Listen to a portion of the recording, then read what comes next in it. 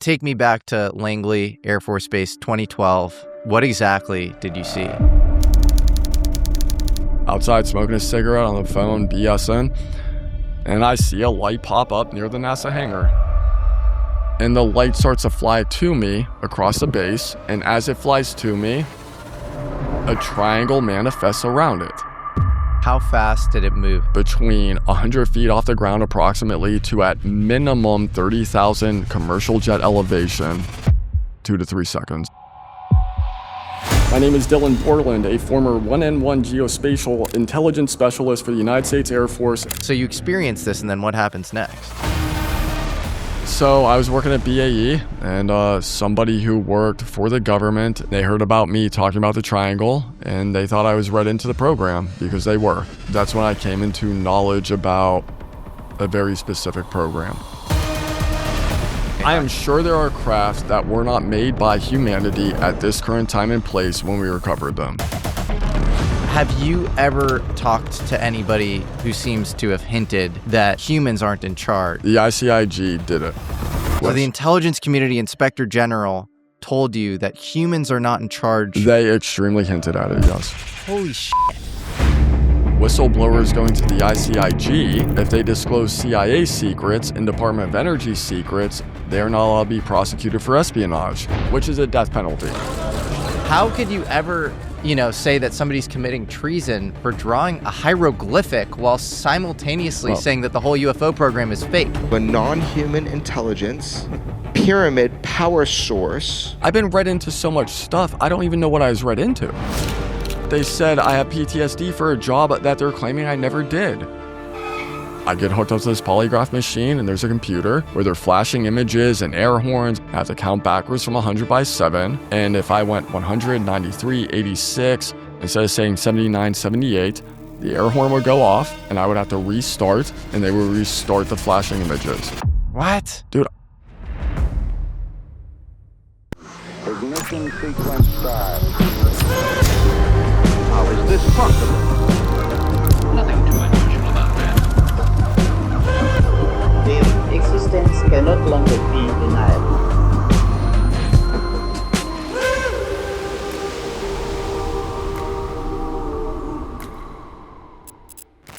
Dylan Borland. Sir. It's an honor and a long time coming to have you here. You testified before Congress in September of 2025. And I remember tuning in from abroad. I was with my buddy Chris Ramsey actually in Spain. And I felt like I don't ever want to go to one of these congressional hearings again. I think it's a total dog and pony show. I honestly thought nothing interesting was coming down the pike. And then I remember listening and actually watching on C-SPAN your testimony. My name is Dylan Borland, a former 1N1 geospatial intelligence specialist for the United States Air Force. During the summer of 2012, my team was on standby for weather, and I returned to my barracks on base, and at approximately 0130, I saw an approximately 100-foot equilateral triangle take off from near the NASA hangar on the base. And being like, this is wild. This guy seems extremely earnest and authentic. Not only has he had, firsthand sighting, but he seems to know a lot more about UFO crash retrieval and reverse engineering programs than meets the eye. And you experienced all sorts of reprisals, administrative terrorism. And so that story is really wild. The ontological truth below it is wild too. And I'm really excited to have you here. First off, what are you wearing? A wonderful shirt I got on eBay. I try to tell my friends and loved ones. I love puzzles. So I love video games and puzzles. And, after ODNI committed a felony against the whistleblowers, I decided to go and pick up a couple T-shirts. What does ODNI stand for? Office of Director of National Intelligence, Directors Initiative Group, the DIG, which Senate had a hearing with James Urban III. And it was supposed to be under Tulsi to get into what the government did and has been hiding all these years. And I believe the ODNI started in 2006, and it was meant to oversee all the intel agencies. And so, CIA, Office of Naval Intelligence, all of that fits within the purview of ODNI, which was supposed to sort of organize them all, oversee them. So little known thing, ODNI is supposed to be the chief boss. CIA doesn't really like to play ball with them. And even James Ehrman, who testified under Senate recently about everything they did to whistleblowers for AHI, COVID, and UFOs, CIA does their own thing. Legally and by the law, technically, ODNI is above them. But here we are, alas. So, yeah, you are correct, though. 9/11, George Bush, the DHS Act, all of that was created to get that under control, and the CIA continues to do what they do. And I want to be careful here because I don't want to get you into trouble. So I'll say that somebody from the ODNI said to Jeremy Corbell, the program name of possibly some UFO reverse engineering program was called, if you remove your hands, I love puzzles. Rubik's dude. Cube. I love puzzles.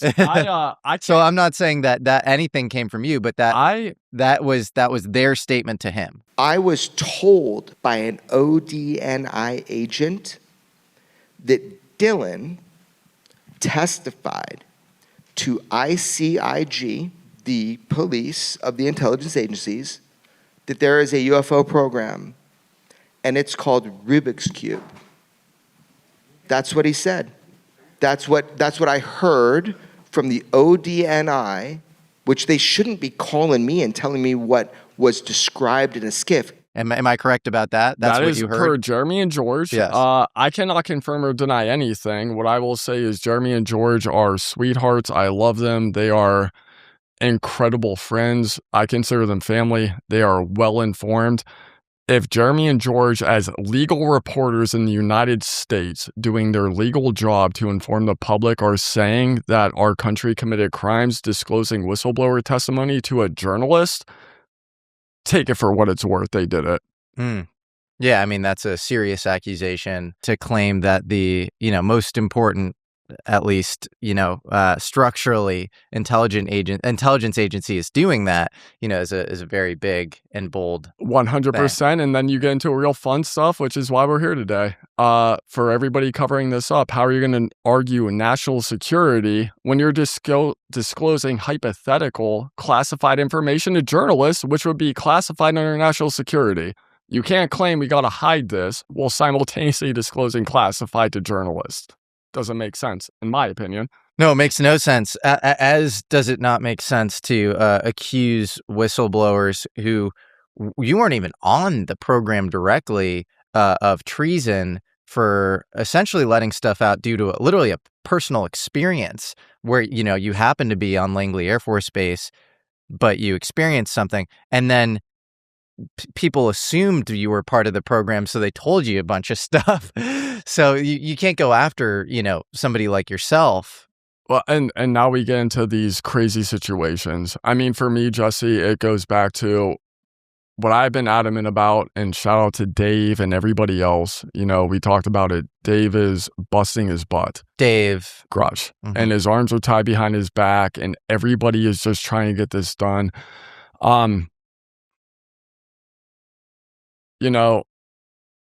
When we talk about retaliation and bumping into programs and talking to WooSaps, and WooSap is a waived unacknowledged special access program. You hide them within special access programs. That's how you hide money. So, like, hypothetically, I may be doing special operations for drones, hypothetically, and within there are people who are read in, and you have certain SOPs and TTPs, but more importantly, you have capabilities that are not allowed to be known to anybody outside of the people read in. You can be working next to somebody who is read in and doing that job. And somebody may be working recoveries right next to you and you don't know it. And that might be how, more or less, somebody may be believed to be read in. Yeah. Let's back up because I want to set the table for people who maybe are less familiar with your story because we just went off the deep end there. Where are you from originally? I was born in Washington, D.C. My dad and my mom met in Pittsburgh, PA. got married, had me. We moved to DC. My dad actually worked for the U.S. government. He did all the museums. So he actually, if you ever go to DC, if you see the Constitution, he helped to set that up. So if you go in there, you see the Constitution. He lived in Palm Springs. We did a lot of Native American museums. He lived up in Baker City, Oregon, and did the Oregon Trail Museum up there. So been around the block, but more or less you could say I'm from Pittsburgh. Yep. And Pittsburgh has an interesting relationship with UFOs historically, right? Yeah, we talked about this last night, my man. And that was a delicious burger, by the way. There you go. Best in Austin. This is out there, and I've been trying to edge people into it. Bettis Research Lab up in Pittsburgh, and they were the first people to develop nuclear power for the Navy. And that was in the 50s, and you get into Kecksburg and all the UFO sightings in the Western PA region. At one point in time, they were tasked to develop the nuclear satellites for space, and the contract conveniently ended. But as of right now, Bettis still exists, and they're still doing it. Yeah. Interesting. Yeah. And Kecksburg is around there, and I believe, what do they call it? The Triangle? So we talk about this too. Yeah. So it's called the I-81 corridor. So on Unsolved Mysteries, shout out to Michael Shermer. You just did that interview. Yep. Michael Shermer's been on Unsolved Mysteries, and between Norfolk Langley Air Force Base west towards Winchester, I forget what that city is down there, but north on I-81 all the way to Harrisburg, PA, and then back down through DC, back down towards Pax River. It's called the I-81 corridor, and they had historically UFO flaps, I hate to call them that, for years, decades. If you go into Newfork, you can actually see all of it. And then this goes back to the first CIA director and him being involved in all this. It's pretty well known historically. Yeah. Yes, which CIA director are you thinking of? Roscoe Hillenkoetter? Or? I think so. Yeah. It was the very first one. He was a Navy admiral, and he retired with the CIA. He was the first CIA director, Navy admiral, and he was on the board of directors for Newfork. I'm terrible with names. No, yeah, that was Hillenkoetter, because he was actually a classmate of Donald Kehoe, who formed NICAP, and then they joined together. And Hillenkoetter, it's so interesting because I think he was frustrated at not getting the proper information about Roswell. Yeah. And so you think of the first CIA director, and I think he's even, supposedly one of the Majestic 12 or whatever, who was briefed on this, and then, under Truman. But then supposedly he was actually really complaining to Army counter intel, saying, actually, I don't know as much as I should about these topics. Very strange. It is. And then you get into the 1947 National Security Act with creating the Air Force, the CIA, the National Security Council, which you and I discussed, which is how much was Majestic 12 tied into National Security Council. Yeah, man. I mean, I think the irony is you, Jeremy, George, Gerb, everybody is unpacking this. And the history is there. And Dave set a foundation publicly. And all of us are coming out. And we're supporting what has been done for decades. Yeah. And, I am of the opinion that 95% of it's out there. It's just you guys putting it together. Yeah, that feels right. It feels like it's just hidden in plain sight, and it's all 100%. Open source, and it's just, can you piece it together? And it feels like a lot of people are piecing it together, but it's on these it's this ragtag team of vigilante, YouTubers and stuff. And so it's not taken as seriously as, somebody can do an extremely deep dive on, the legacy program, its structure, like UAP Gerb. And so he'll go extremely deep, and he'll give you the structures. He'll talk about how federally funded research and development centers interact with, special access programs, how they have subject matter experts that oversee these carve-outs, the SAPs of these, prime contractors and stuff. And, he'll do a 3-hour video, and he'll do many of these videos. And then you have Neil deGrasse Tyson, who's this high priest of science, and he'll just say one thing after 50 years of whistleblowers coming out, he'll be like, after the last 10 years it really seems like maybe I should start to take this seriously, and the whole consensus just shifts. But nobody pays attention to people like UAP Gerb. It doesn't make sense to me. But I shout out Gerb, love him, man. He's awesome. He is knee deep into OSINT, and he knows his stuff. Oh, yeah. You talk about Tyson. It's funny that here we are And you know what he was like 3 years ago, and now here we are. I mean, Dr. Phil, you know? Dr. Phil. Yeah. Unironically, like you brought up Kex, we were talking about Kecksburg. We talked about it yesterday. Right now, we're 1 day past the Kecksburg anniversary for the party up there. Yeah. Things are coming together, and like we talked about, I think the next 10 years are going to be real interesting. I think so too, and we'll get into that. But so what were you doing in the government initially? So I went to college for my undergrad in criminal justice poli-sci out of IUP. I wanted to be a military officer. Like I told Jeremy, weaponized interview, same old stuff. I did Army National Guard, ROTC. I want to go active duty, and I always want to be Air Force. Why'd you want to do that? It was in me, man. I remember being a little kid with my sister. For those of you who know Pittsburgh, especially the South Hills, there's a place called Castee Village. I'm going to kind of dox myself, but it's a little strip mall in the South Hills, and they have an Air Force recruiter station. And I remember that while I was there, they had one of the old school, like 1950s posters, and it was a young kid with his sister, and they had a dog, and it was at the Air Force recruiter station, Marines, all of it. And I remember seeing that poster. I was like, I really want to serve the Air Force. One of my grandfathers is retired, or not retired. He served in Army counter intel for Panama. The other one served in the Navy. My dad's a Navy vet. What'd your dad do in the Navy? He actually was on aircraft carriers landing and taking off jets. Whoa. And it messed him up. Really? Yeah. How so? Accidents, and then just working 18, 20 hours at a time. You know, that it takes a toll on you. Do you think he ever experienced anything with UFOs? No, I talked with him about it. I mean, he's the same one I was telling you about who did all the museums and stuff, and he ended up with National Archives, and him and I talked about it. He, when I testified, that's when I think things clicked for him with like, oh, damn, like, what the hell did my son get into? Yeah. But no, he never talked about it. It was mainly like typical military trauma and BS. Yeah. So, yeah. Interesting. Yeah. But he was on a nuclear aircraft carrier, landing and taking off jets out there in the middle of nowhere in the oceans. And yeah. So you wanted to be in the Air Force, and then where did you end up? Because I think you ended up in a very interesting position that is kind of unique to our modern warfare paradigm. I would agree. So I took my FOQT. I want to be an officer. I could have gone an officer position. The Marines gave me one, but they made me wait 3 years and I was homeless.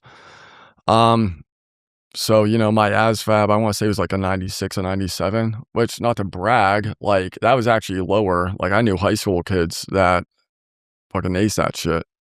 But because I had my college degree and I got my 90s, they were like, hey, you have any job you want? I took the linguist test. I forget what the D-Lab. That's it. So anyway, I was like, look, I know I want to work for the government. I want to help people. I want to protect people. And everything I did was intel. And then number one was OSI. I wanted to be an FBI agent. Like I wanted to be a pilot and an FBI agent. That is what I wanted from a kid ever since I saw that poster you brought up and what we were talking about. So everything I did was intel, and I go through all the vision tests, everything. You go through maps, and they're like, hey, you can leave in 3 weeks, not be homeless, and we'll give you imagery as an enlisted Air Force airman. So I was like, sounds great, let's go. And then I got in there and I didn't realize that a one-on-one imagery analyst was ISR. So basically I got thrown into the drone program. So manned and unmanned aerial vehicles, satellites, imagery. You know, we got into the drone program touches on so much. HUMINT, SIGINT, all of it. Got thrown into that world with special forces, special operations. What years was this? So I enlisted in 2010. I was medically discharged in 2013. 2010 to 2013. So this was when drone strikes really ramped up. Oh, it was crazy. Yeah. I remember some of my buddies I still talk to today remember it under Bush. Then we transformed into Obama, and I can't get into details, but I was there for the tail end for the other drone program. Yeah. And notoriously, people know that drone operators who kill enemy combatants actually suffer from a lot of PTSD, sometimes more. Yes. Because they're aware of the kind of dissociation. They're aware that all of this is being turned into some sort of video game. And so it messes with them more. And I can imagine being an image analyst. So your role was to say, yes, that is the correct target. You know, you can strike, move forward. That's a really tough position to be in too. Yeah, I talk with a lot of my imagery buddies. I need to be careful with how we get into this, but I don't think anybody leaves that world without having it be a part of them, especially on the more problematic side. You get what I'm saying? Yeah. You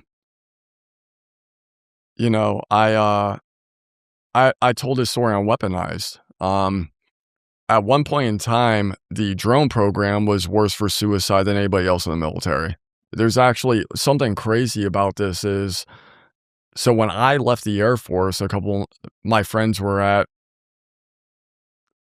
the locations where we do this. I want to be real careful. Yeah, of course. Yeah. Like, if you remember my Weaponized interview when we're talking about redacted, every single Special Forces unit I probably worked with, MARSOC, Pararescue, Redacted. SEALs, which is Redacted.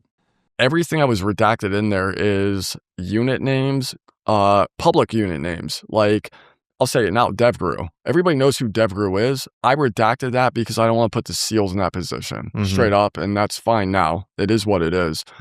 But when I left the Air Force, my buddies at the locations, there are specific locations where this is done. They were calling me up and they're like, yo, we had a suicide stand down. And the irony is we were still working while we had the other units stand down for drone issues, and we're still working, but there was a military stand down for it. I'm not making fun of them, but it's such a crazy world because it is nonstop. Go, go, go, go, go. And, you know, we support special forces. So we're supporting everyone in special forces.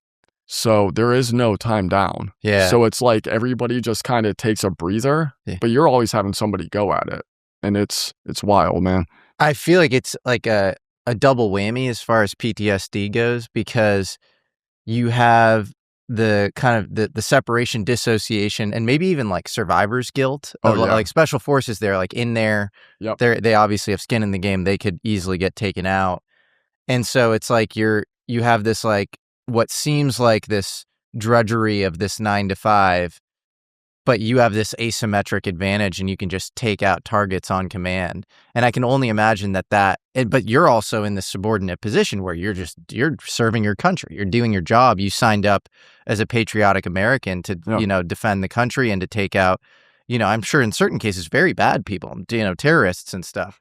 But in other cases, I'm sure there were edge cases that you didn't agree with and you can't do anything about that. No. And that's shitty. Yeah, it sucks, man. And I think all of us who come out of that world have that feeling. I'll tell you a story. When I was doing that, my dad came up to visit. He's a Navy vet, and he was actually stationed at Norfolk. And he came up to visit me, and we were hanging out. And some stuff went down. And he wants Starbucks. I don't drink coffee, so I was like, dude, I'll go chill with you. And I remember some really wicked stuff went down that weekend. And I'll never forget it. I just got off of a 4-day Panama shift, and I'm with my dad down there at Langley, Hampton Roads. And I'm in line, he's grabbing his coffee, and I'm sitting there thinking in line while he's getting a coffee, everything I know that I just did for the last 4 days. And it's like, what the hell is this? It's a weird thing, man, because you have to be able, it's almost like disassociation. You have to be able to immediately trigger it to turn it on and go. And then once you walk out the door, turn it off because it will mess your life up. You have to, I'm sure, keep it super compartmentalized. And like we talked about yesterday, going back to whistleblowers and experiencers, I don't know how Dave does. I don't know how any of us do it. We're just surviving. Like, you trying to figure out a way to turn this off, knowing that the reality of this is happening. Yeah. And then this goes back to our org. Like, how do you do this? And that's what we're all trying to figure out. Well, when I look at the eyes of David Grush, the eyes of Jake Barber, I look you in the eyes too. You have this, like, I've seen some shit. Look, you do. No, seriously. Like, unless there's some, troop of actor training or whatever inside the government where they're like, teaching people Marlon Brando levels of Oscar winning, then like all these guys are coming out and they look like they've seen some really traumatic shit. Sticking with your role as an image analyst for the drone operation, I'm sure there were times too when, there was collateral damage and there were casualties incurred. Where you're just taking orders. I will be very careful there. I think it's well documented for all those years that I may or may not have done this for a living, how many people were collateral damage. And I think about it every day and it breaks my heart. Well, I'm sorry, man. I mean, just so you know, you were serving the country and you were doing your job. And so, it's not your fault. Like, I appreciate Jesse and I love you, man. Big hugs. Love you too, man. I love you too. Yeah, I wish we weren't in this spaceship, but here we are. Trippy, man. It is trippy. It is trippy. We're in the SS Enterprise. Yeah. Okay. So that was your role. Take me back to Langley Air Force Base 2012. What exactly did you see? Yeah, man. I mean, whenever this was weaponized, shout out Jeremy and George, we were on, so same old shit. On Panama schedule, you're on call, you're doing 12-hour shift work. When weather was down overseas, can't get into specifics, but if we can't fly planes and craft or grab satellite imagery, you send people home on split shift and you're on call.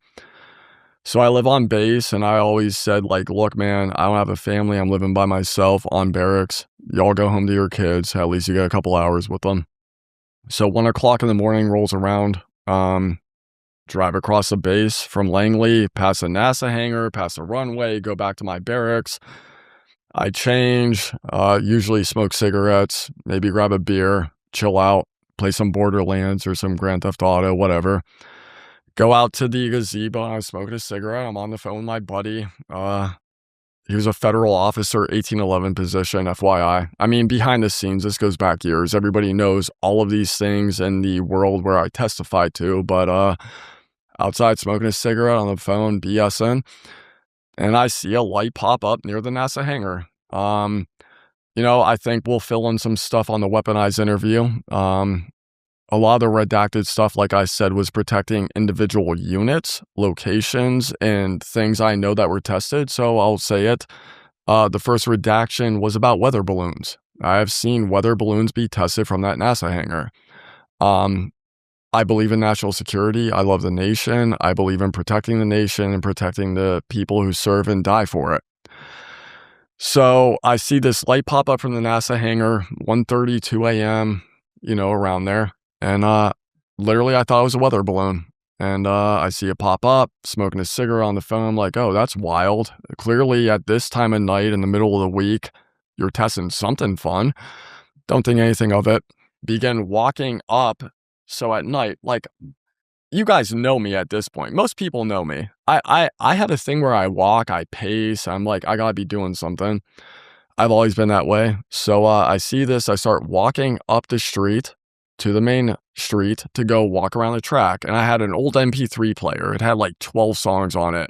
In fact, one of the Nas songs was on there, my man. Let's go. So I'm walking up there. I walk up to the main street, up towards the gym and the JAG office. And as I'm walking up, the light that I see popped up from the NASA hangar. And the light starts to fly to me across the base. And as it flies to me, a triangle manifests around it. To be clear, I am very, very, very adamant about what are the facts. I can't tell you if it's active camouflage. I cannot tell you if it manifested around it. I can't tell you if the light created some crazy wormhole. I can't tell. What I know is it was a white light that became a triangle, flew to me. There's some other stuff that I don't want to get into that is well known in the IC that it did while it happened. But it flew to me and stopped 100 feet in front of me, 100 feet above me. And most beautiful piece of technology I've ever seen. Static electricity, smelled like a lightning storm, shut off my cell phone red hot, which is an indicator of things within the ISR world that you know what's happening. Crazy. And so it's 100 feet above you. Describe the color, the dimensions of this craft. So approximately in my official AARO MFR that was classified, I described it between 100 and 150 foot equilateral triangle. There were lights on each corner. There was a center light 2 to 3 times larger in the center. It's black metallic flake paint. I'm looking at it and I can see the edges. So it was flat on the bottom, 2 to 3 times center light, black metallic flake paint. I can feel the static electricity. The phone's turned off. And so like the edges are 90 degrees that come up. And then I never saw the top of it. So like from the bottom to the corners, it was 90 degrees. Who knows what the top of it looked like. But the big one was the outside pulsated move like a lava lamp. It had like this goldish transparent flow around it where the whole craft was, I don't want to call it moving, but it was moving. It was like take a lava lamp, put it on black metallic flake paint, and have the lava lamp flow around it. And it was just sitting there, it would pulsate. Like I could see the intensity on this gold, on this craft pulsating as it flowed around the craft. It was there for like 2-3 minutes or so. And then all of a sudden the center light flashed. That thing shot up. As I said, my opinion is commercial jet level. And then got up there. It looked like a satellite. Sat there for a minute. I finally reset my phone. And it just went right over the Atlantic Ocean. You said you reset your phone. What happened to your phone? So I was on the phone with my buddy, 1811 position for the government, which is a federal officer, licensed, badge-carrying, gun-carrying federal officer. I don't want to give his information out. But the phone got hot. My phone call ended. Battery was drained. I was trying to reset it while I'm looking. I want to get a picture of it. I was like, dude, no one's going to believe this. And once it got up to elevation, so I was trying to reset it while I wanted the picture. And I finally reset the phone. Once it got up to elevation, it looked like a star. I remember I was trying to take a picture of it, and this is 2012. I think I had, like a Samsung 12 or a Samsung 11 or something. So it turned your phone off? No, so it froze it. I couldn't even turn the phone off. While I was within that distance of me, the phone was so hot, I couldn't reset it. Like the phone couldn't reset. It was completely shut down. Did it say due to heat or something? There was a heat warning on it. There was, okay. There was, but like, you hit the power button to like volume down or whatever it is. Yeah. Yeah, it wouldn't turn off. Were you feeling hot? Was your body? No, I just had the static electricity at that time. Once it got up to elevation, once the center light flashed, I could smell that rainstorm. And then once it got up to elevation and I smelled it, it kind of calmed down, sitting up there. And then that's when the phone cooled down. I was able to reset it. How fast did it move? And obviously you're estimating, but how fast did it go from 100 feet above you to commercial airline level? I have testified to this under oath. Within seconds, between 100 feet off the ground approximately to at minimum 30,000 commercial jet elevation, 2 to 3 seconds. What would that make it as far as, how fast it, the hell if I know, go from ground level to 30,000 feet in 2 seconds. It's pretty, yeah. Have you done the calculation? No, I have not. Well, I mean, if you're going from ground level to 30,000 feet in 2 seconds at 15,000 feet per second, from stationary 2. Yep. So let's call it 2. If you do 3, that's 10,000 feet per second. Okay. So yeah, seconds, man. Yeah. Seconds. That thing flashed and that thing was gone. It's so wild. It's beautiful, man.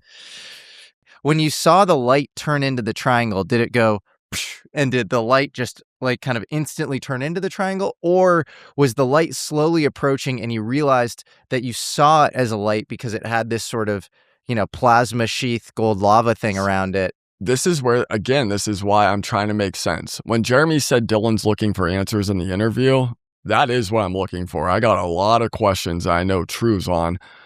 When it flew to me, the best way to describe it is that light flew to me and the white light was the center light and the triangle manifested or decloaked around it. So for me, it was like that plasma sheath. I watched I watch a triangle form around the light as a center light. Why do you think it flew straight to you? One of the main reasons I'm able to go multiple hours on these podcasts while staying mentally sharp is because of this little drink. It's a product I started using years ago, and it's called Ketone-IQ. I know the founders Jeff and Michael personally, and I was thrilled when they agreed to sponsor the show because it's one of the few products I trust to give me clean, sustainable energy. I've been taking a little shot of this thing during every long recording, and it lights my brain on fire. Here's the science behind why it actually works. When you're running on glucose or sugar, as your brain is most of the time, it's essentially burning dirty fuel. Your brain could be like a Ferrari, but you're feeding it 87 octane fuel all the time. Ketones are what your brain actually prefers when it's operating at its best. Normally, you'd have to fast for days in order for your body to switch from glucose to ketones. This little shot of Ketone-IQ gives you the ketones directly, so your brain runs the way it's supposed to without any spikes or crashes. So visit ketone.com/alchemy for 30% off your subscription order, plus receive a free gift with your second shipment. That's ketone.com/alchemy for a whole 30% off. Or find Ketone-IQ at Target stores nationwide and get your first shot free. Why do you think it flew straight to you? One of my many questions I want answers to. I remember when I was interviewing David Grush, he was allowed to talk about this even though it wasn't cleared through Dopser because it was like a informal friend testimony or something. But he mentioned a huge 300-foot triangle that somebody saw on their way to work. He was going to work at a certain facility in the morning, not drunk, not high, and a 300-foot triangular craft hovered over his car for a couple minutes. And all the zenith upper-facing decks of his car got hit with ionizing radiation, ultraviolet, because the paint became milky. And so is this, like, how common is this? Is this I don't know. happen all the time? If I'm right in what you're talking about, I believe that guy was at Norfolk, Virginia. Okay. That might be the one at Norfolk, That which might be. Interestingly is within a couple years of when I saw mine at Langley. Interesting for you. Fascinating. Okay, and so the buddy that you were on the phone with, I'm assuming he's anonymous? Oh, yeah. Okay. Would he back you up privately and say, yeah, I was on the phone with Dylan, the phone shut off, we spoke about it right after, he told me about this experience? I'm sure he would, but again, like, this gets into issues with doctors and bosses. How many people, police officers, how many people really want to throw themselves to the wolves of social media to get harassed and Of all course. that, I'm just saying, do you still have a good relationship with him? And to you, he's like, yeah, I remember that time in 2012. Hey, man, I'm 39. I mean, you get older. Yeah. I got friends I haven't talked to in 5 years. We call up and we're laughing. Yeah. I'm sure if I call him, it's like, yo, man, you remember this? He'd be like, yeah, I remember it. I was like, off the record, if you want to say, like, yeah, you were on the phone with me, he'd be like, yeah, I'll do it. Yeah. Gotcha. What do you think this lava-like sort of undulating light was around the craft? So thankfully you asked that, and thank God I don't officially know. I think that it is some way to ionize the atmosphere around a craft with a power source, and it's electromagnetic, probably nuclear. But again, this is hypothetical. I think that what that is charging the craft, positive, negatives, to ionize the atmosphere around it to control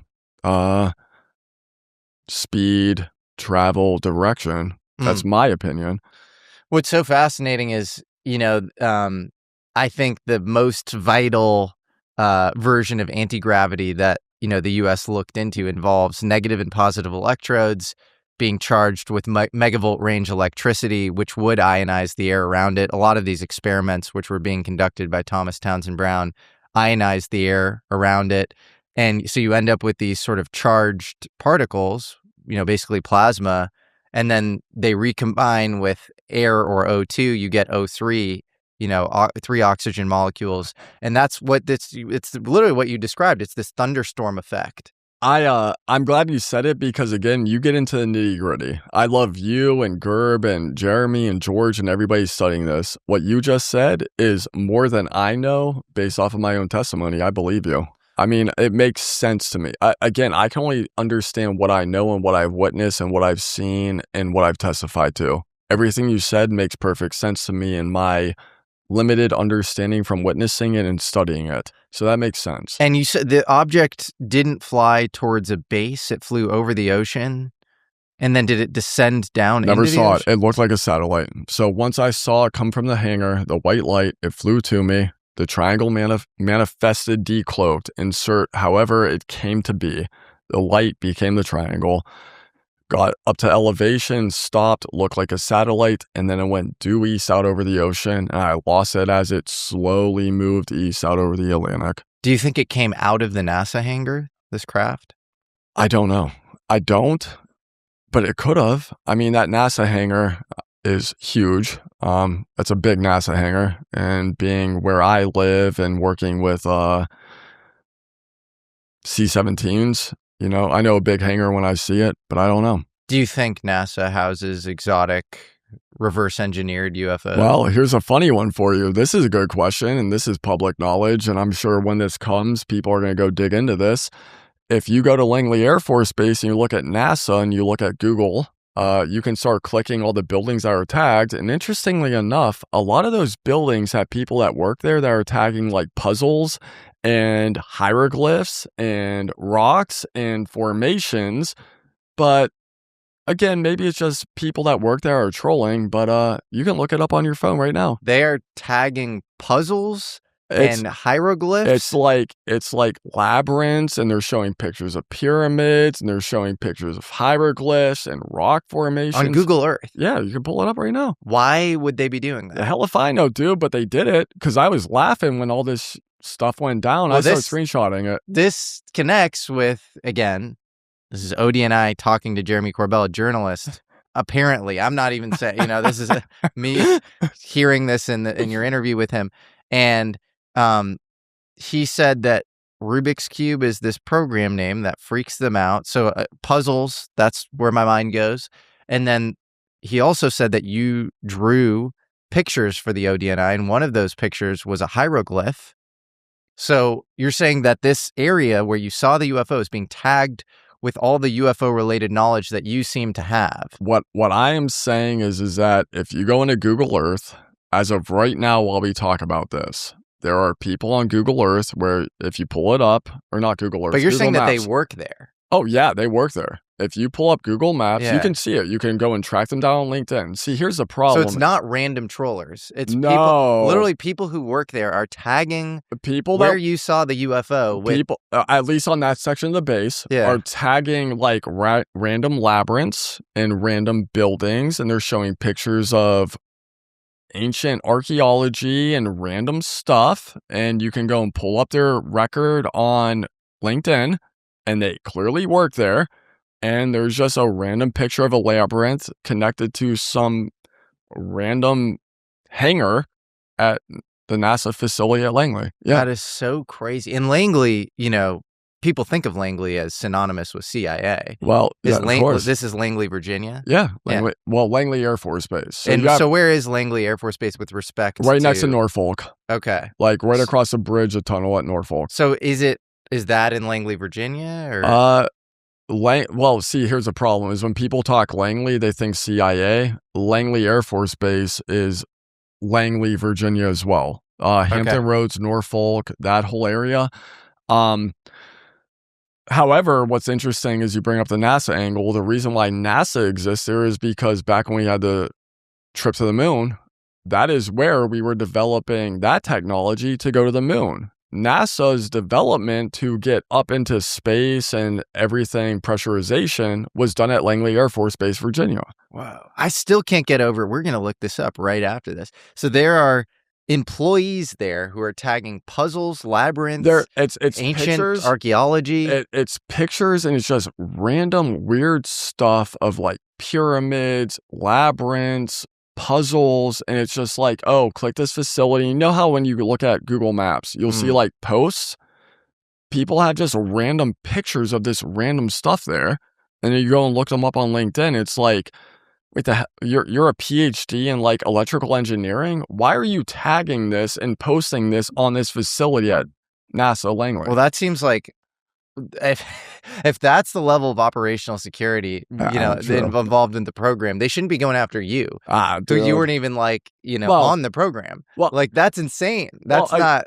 To be fair, Jesse, we talked about this too. I mean, what joke is this when ODNI is threatening whistleblowers and falsifying evidence for treason and espionage, and then committing a felony and leaking it to journalists? Like, what are we talking about anymore? That's so crazy. I mean, the other really interesting thing about all of this is you have this guy, Jim Lacatski, who's this, longtime DIA rocket scientist who's in skinwalkers at the Pentagon. He was clearly involved in OSAP, this program between 2007 and 2012, and on Weaponized with Jeremy Corbell and George Knapp. He's saying that he breached the hull of a UFO craft. You're telling us, you told us because you were allowed to tell us that our government has a UFO in its possession and has been able to access the inside of it, right? Yes. Which is wild that he's saying this, and he's publishing this in his book, and he's saying, I can only say that, I can't say more. But what's really interesting is if you read his book, New Insights, and I think his other book as well, he talks about UFOs as puzzles, as like almost consciousness puzzles.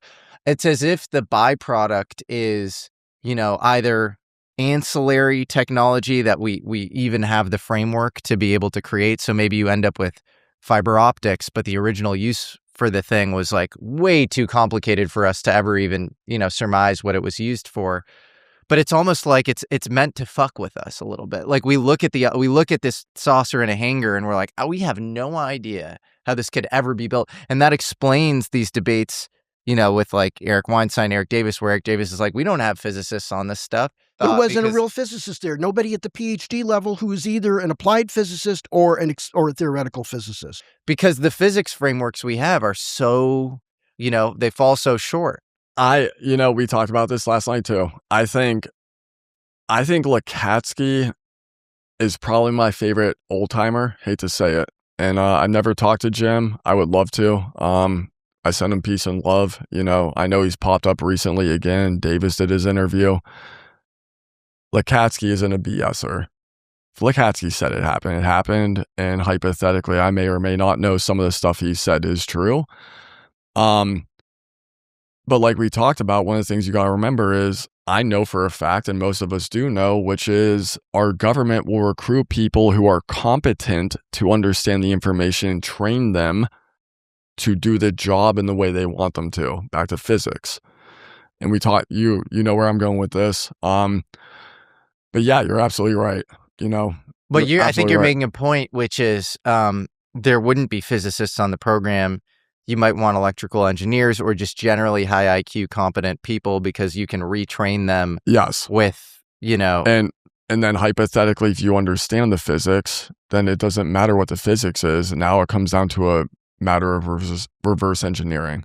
Yes, and then I don't think that they understand the physics. That would be my guess, but I don't know. I'm completely open. You and I talked about, I don't know. Yeah. I'm completely open to it. Yeah. I'm completely open to it. Yeah. In 2023, Langley Air Force Base basically saw drone incursions for 17 days.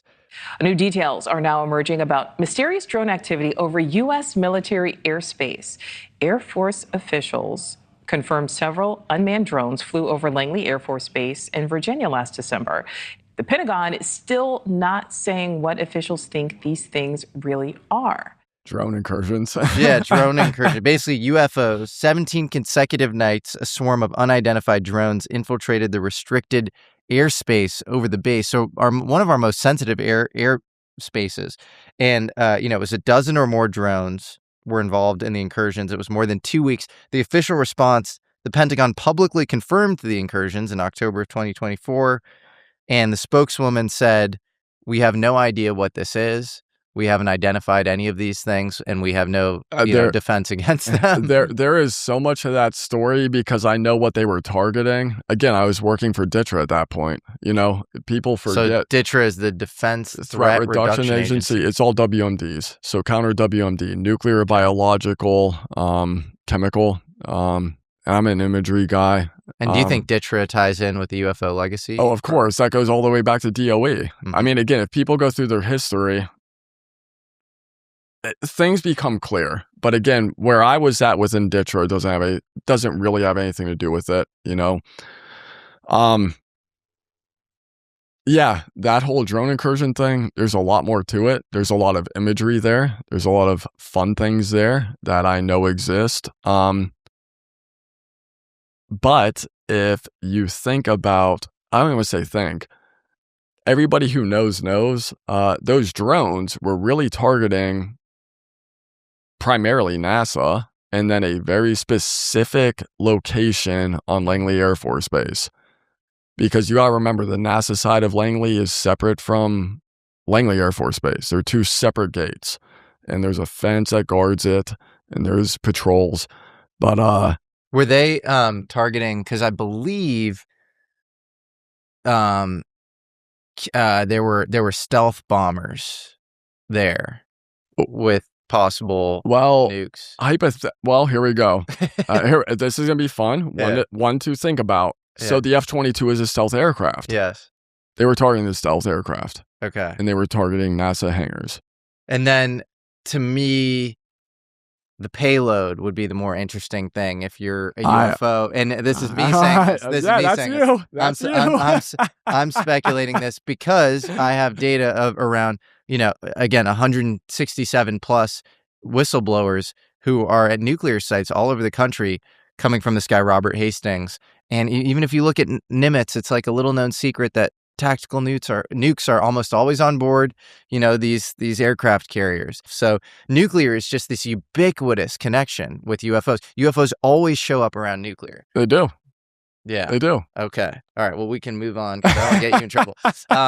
You did say, some interesting stuff that I know is there. And on Twitter, somebody said, we need 4K videos of UFO and we need NHI bodies. Okay. And then you said, I know that exists. You said, I know it exists. Okay. Yeah. I know directly. I know directly that right now in our government, there is cell phone video ending the conversation about the triangles once and for all. And that is cell phone video. That's not even imagery. Wow. Cell phone video within 100 feet of it.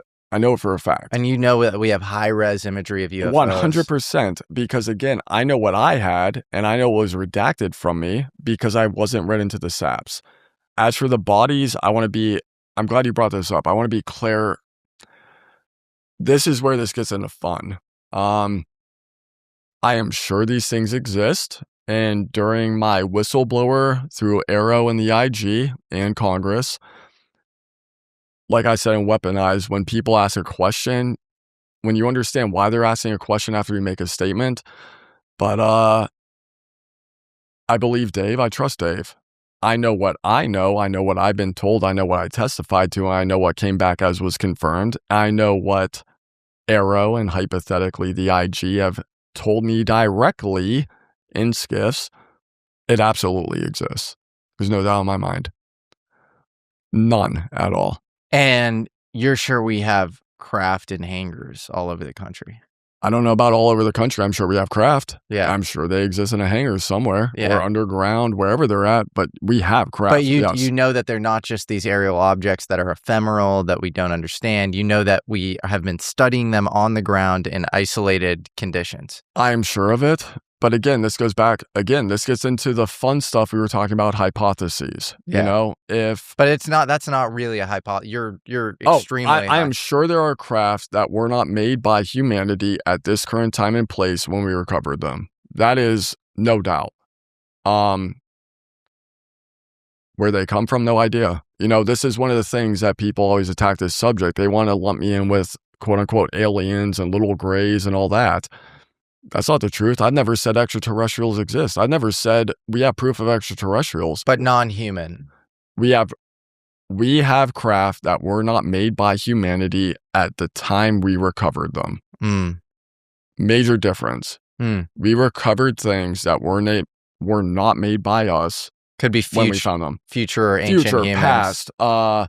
We talked about the hypothesis of a human soul and us going to another planet and we're watching ourselves. And these are more advanced than clearly F-22s and F-35s. Yeah. And yeah. Fascinating. Yeah. Okay. So wild. So you experience this and then what happens next? With the triangle? Or? Yeah, with the triangle. Dude, I went back to the dorm room, smoked a cigarette, and played Borderlands or Call of Duty. I mean, I went back to work. I talked with a couple of my buddies, and, you know, people heard me talking, and I won't get into it, but they know who they are, and I love them. And I talked with them a little bit after the hearing, and they got real sketched out when I was like, yo, people want to talk about this. I can protect you. I'll bring you forward, ghosted. But, you know, people would share with me their situations with these things. But that was really it. At that point, had you met anybody who claimed to work on the program directly? No, not at all. Okay. But they were just, when you say their situations, their sightings. You know, it was, so like, I had an excellent tech sergeant. He was a prior load master, which I don't know if you know what that is. They're the guys who load up C-130s, C-17s, make sure the weights are good, make sure everything's good there. He clearly knew what was going on. My tech sergeant was the one that was like, Dylan, don't talk about this ever again. You have no idea what you got yourself into. I ran into a security forces guy who was a Raven, which is some Air Force stuff, but he was a Raven, and he was talking about a situation in North Dakota where a C-17 landed. They dropped off a box. It was this whole ordeal in the middle of the night. What was in the box? No idea. He was just told a C-17 landed. They were called in. They had to surround the hangar in North Dakota. They brought the box in. They were told, don't let anybody come here other than this general or anybody coming with this general. They were there for 5-6 hours. C-17 lands, open up the hangar door, throw it back in the C-17, a new one, and off it goes. Again, so to be clear, again, I am very factual based. Who knows? Maybe it was some Chinese stuff or Russian stuff, but we were talking about this while I was at Langley, and people were just telling me odd things they experienced that were out of place. But yeah, man, I went back to the dorms, back to the barracks, and chilled, and that was that. How'd you end up at BAE Systems? And what does BAE stand for? British Aerospace Engineering. Ended up there. I finished my master's degree, and my background and my education, they wanted me there. So I took the job. Needed to work at, what was that, 26, 27? Yeah.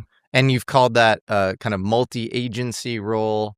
I don't know if this is an example of a thing that you can say anything more about. We're getting fun. I you know, my resume speaks for itself. I can say I work for BAE Systems, you know, going back to ODNI and the BS they pulled. You know, if I can't talk about it, at least what I know, because again, I've never been through DOPSR. I'm not approved. Like I am, you know, everybody knows. You're going off script. I'm literally just out here existing, man. Good. But you know, I don't want to get into the agencies I work for because to the best of my knowledge, without going through clearance to talk, the last I heard, I'm not allowed to talk about the agencies I work for. Can you say generically you were working on special access programs? Yes, 100%. Yep.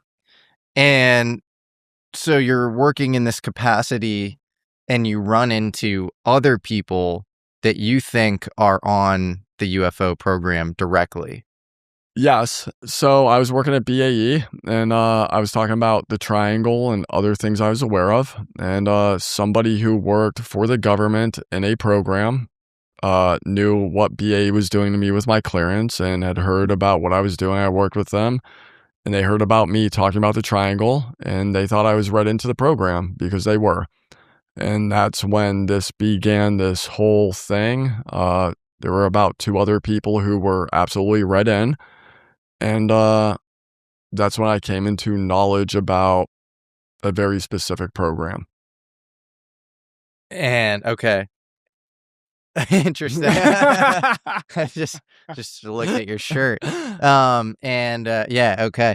It's a very specific program. So was this like an overarching umbrella legacy program, like a multi-generational crash retrieval and reverse engineering program, or like an isolated thing? I want to be respectful. I mean, their accesses were pretty large in scale, but their job was fairly large in scale.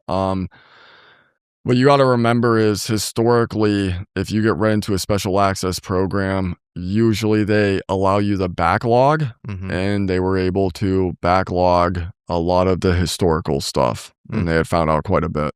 Interesting. Okay, so, oh man, my mind is jumping to all sorts of places. So it's like if you have a legacy UFO reverse engineering program and it's not in the digital age for many decades, a lot of knowledge is going to get lost. A lot of taxonomies aren't going to get created, and you're going to need something in the modern day to kind of concatenate all of that knowledge, to put it all in kind of a central database, find deeper patterns with some of these things. Yeah, I want to be careful here again because I love this country. I love this country. I mean, this is what I said. Under oath, I said the Constitution shredded. Why I became a whistleblower is because I was concerned about people's safety, not UFOs. I know what they did to me. I know what they did to others who were in these programs. I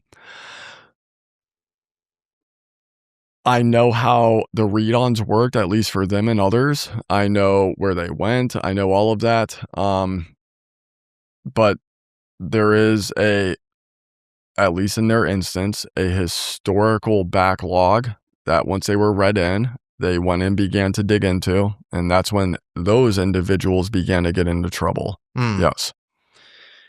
Let's just talk instead about like the specifics here, because I don't want to get you into trouble, kind of high level, how you think the UFO legacy program works, because there are different narratives out there as to how it actually functions. So you think that these are physical craft, and you do think there are bodies as well, and freezers, essentially? I don't know about bodies and freezers. I know there's a genetics component to it. You know there's a genetics component. Yes. What do you mean by that? I know that there is, at some extent, Dave called it biologics. There is no doubt in my mind that there is something dealing with genetics. And, you know, but Dave said specifically that there are pilots that were recovered with these UFOs. And I do believe Dave, and I want to be very careful. You and I talked about this. You know where my line is with my knowledge outside of government, where I draw a line. I think that is true. Yeah. I think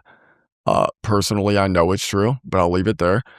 You know, you get in a remote viewing, and we're talking about Midnight Climax, MK Ultra, Mockingbird, and we're talking about all those programs. It's almost like it's an umbrella program under ESP, Sixth Sense, UFOs. It seems, in my opinion, knowing enough that I do know officially from government and being a whistleblower, all of that is connected up under one umbrella. And Lacatski and skinwalkers at the Pentagon, all of that ties into it. I mean, they almost admit it. So MK Ultra, all of these like off the books programs all tie in together. I think I'm sure a lot of them do, but again, going back to what we discussed with intent. And so I think of those programs that you just mentioned as CIA programs. Yeah, they are. Yeah. So like the larger umbrella is CIA, and then there's like is there some department there? I mean, a lot of people name Glenn Gaffney, who's the director of science and technology there, as being one of the last leaders of the legacy program. Eric Davis said that he was the guy on my show. Well, I would love to talk to the head of the crash retrieval program during that era, but he refused to talk to us. And that was Glenn Gaffney? Yeah, Glenn Gaffney. Glenn Gaffney. I think they're absolutely correct. And then you get into Department of Energy, and we discussed this. So 2023, Dave testifies. I go to the ICIG. I have my attorney. The following year, Congress signs into law. They get the president to sign it. And they say, hey, by the way, you need to redefine credible and urgent. And oh, by the way, whistleblowers going to the ICIG, if they disclose CIA secrets and Department of Energy secrets, they're not allowed to be prosecuted for espionage. So why is Congress creating a law saying that the following year from whistleblowers coming forward after Dave comes with 40 other witnesses? Kind of coincidental, don't you think? They are allowed to prosecute whistleblowers for espionage. I believe that is one of the arguments that was being made at this point in time, which is, well, even though they followed the law, you disclosed information to the Attorney General outside of the control group, and you violated the law. You get into secret laws now. You get into like restricted data, the Atomic Energy Commission's 1954 Atomic Energy Act, where things are born secret. And if they have anything to do with, I think it's transclassified nuclear material, anything dealing with any of this stuff, then upon retrieving a thing or upon coming into any information, that is already a state secret that you are you have possession of. And so this idea would be that if you were to tell that to the IC Inspector General, the Intelligence Community Inspector General, who's kind of playing this judicial role within the intelligence community, then you'd be able to be prosecuted. But this goes back to what we talked about earlier, is technically DNI is supposed to oversee the CIA. That's not how it works. The CIA answers to the president. DNI answers to the intelligence community, which Congress has sort of oversight over. Department of Energy is almost basically the same as the CIA. They answer to whoever they want, and they claim executive branch privilege. So whistleblowers going to the ICIG, disclosing executive branch classified, inherent, and born classified, presents a problem, and that's why Congress had to create the legislation in 2024. Hypothetically. And hypothetically, there are radar signatures that pick up UFOs, and are they in a specific range, hypothetically? Hypothetically, yes. Okay. Interesting. And so you're finding out a lot at BAE Systems, and this is like water cooler talk, or like, how are you figuring this I don't out? want to get into specifics because I am so protective of people, and I feel so bad for the people who are harmed by this. People who I love and I care about and have been through a great ordeal with me, by themselves, with me personally, without me. Dave, when your job is taken from you, you lose everything, and you witness somebody else going through it, and they're talking about things that you were brought into.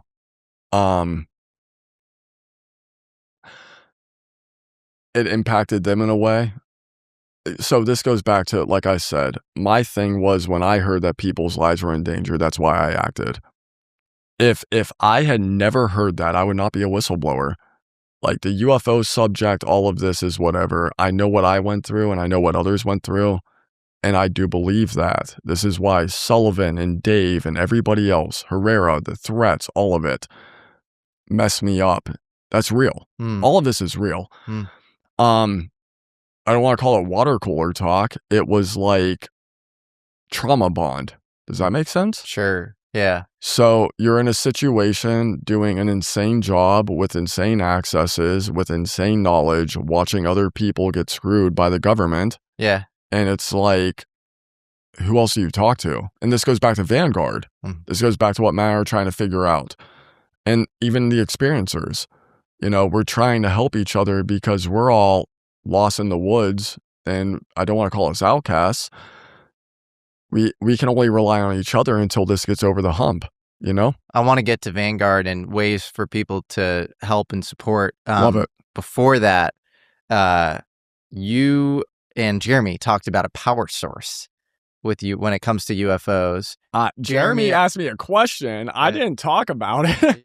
Did you draw an image of a non-human intelligence pyramid power source for the ODNI? He said the power source. He went on my show and he talked about a pyramid structure. Talking about a pyramid power source. We're talking about something that you could put in other stuff. I'm imagining that's how we would retrofit things. Yes. That sort of gives off a definite energy in seems to almost like fry anything it interfaces with because it just kind of keeps going. Yeah, I know. I'm familiar. I listen Okay. to it. Okay. What so about yeah. it, buddy? Okay. So plead the fifth on that one. There's no plead the fifth. I heard it, hypothetically. That's crazy. If That's you such have a crazy thing. hypothetically, if you have an electromagnetic power source that probably operates off of nuclear principles and it gives off energy and you can't control the load, But I think of a nuclear reaction as, ending at some point. I would assume so. But again, so this goes back to one of our first discussions with Townsend Brown, and we talked about it, like the Model T in Ford versus a 2026 Ferrari. Henry Ford builds a Model T, and all of a sudden he ends up at an army base, and they're like, oh, this is awesome. Oh, by the way, check out what's in the garage, and there's a 2026 Bluetooth Ferrari with fuel injectors and the rest of it. If we take a modern nuclear power source back to the 1700s, can you control the load? Do you even know what the hell is happening? Right. That's, in my opinion, hypothetically, what's going on. Yeah. That's so crazy. It also touches on, when I interviewed Lou Elizondo, and, it's always hard to parse these things, and he speaks so high level, and there's always, sort of code or whatever, but it's like, he was like, the U.S. has a toy. And, it's like, it was like this weird, like, analogy of like, you have all these other countries and we're all in the playpen together. And if they play nice, they get access to the toy. You know what? Maybe we can find a way where the kids in the sandbox can play together, right? If you can't break the toy in 12 pieces, maybe you put it in the middle of the sandbox, and rather than letting every child takes turns playing with it, you make a game where all the kids play with it at once. Right? And that's how you do it. It seemed to be maybe an analogy for like free energy or some like device that's like all powerful. And then in my mind, I'm like, how real is this? Or is this classic, the CIA for many years will play up capabilities, they'll play down other capabilities. So it's always this sort of game of cat and mouse. You're always trying to figure out what's going on. But maybe he was talking about this pyramidal. I love everybody. I want nothing but the best. I keep love in my heart. I tell everybody I love them. I love Lou. Lou is a very highly intelligent man, and he's super smart. Oh, Lou is very intelligent. Yes. Dave, I think the vast majority of us, in fact, all of us, are highly intelligent. I would have to go and pick apart that interview. I may do it when we get done with this. Okay. Give me the interview. I'm going to pick that thing apart, and I will know what Lou is talking about in IC talk, and I will have many opinions. But Lou's not a dummy, and Lou's book revealed so much that if people understand IC talk, you can understand what's being said. Same as James Lacatski's interview, the third interview with Jeremy and George. Lou's book revealed a ton. Oh, and yeah. It also, if you read Imminent, his book, he talks about BAE Systems as one of the companies that inherited, UFO technology. Yeah.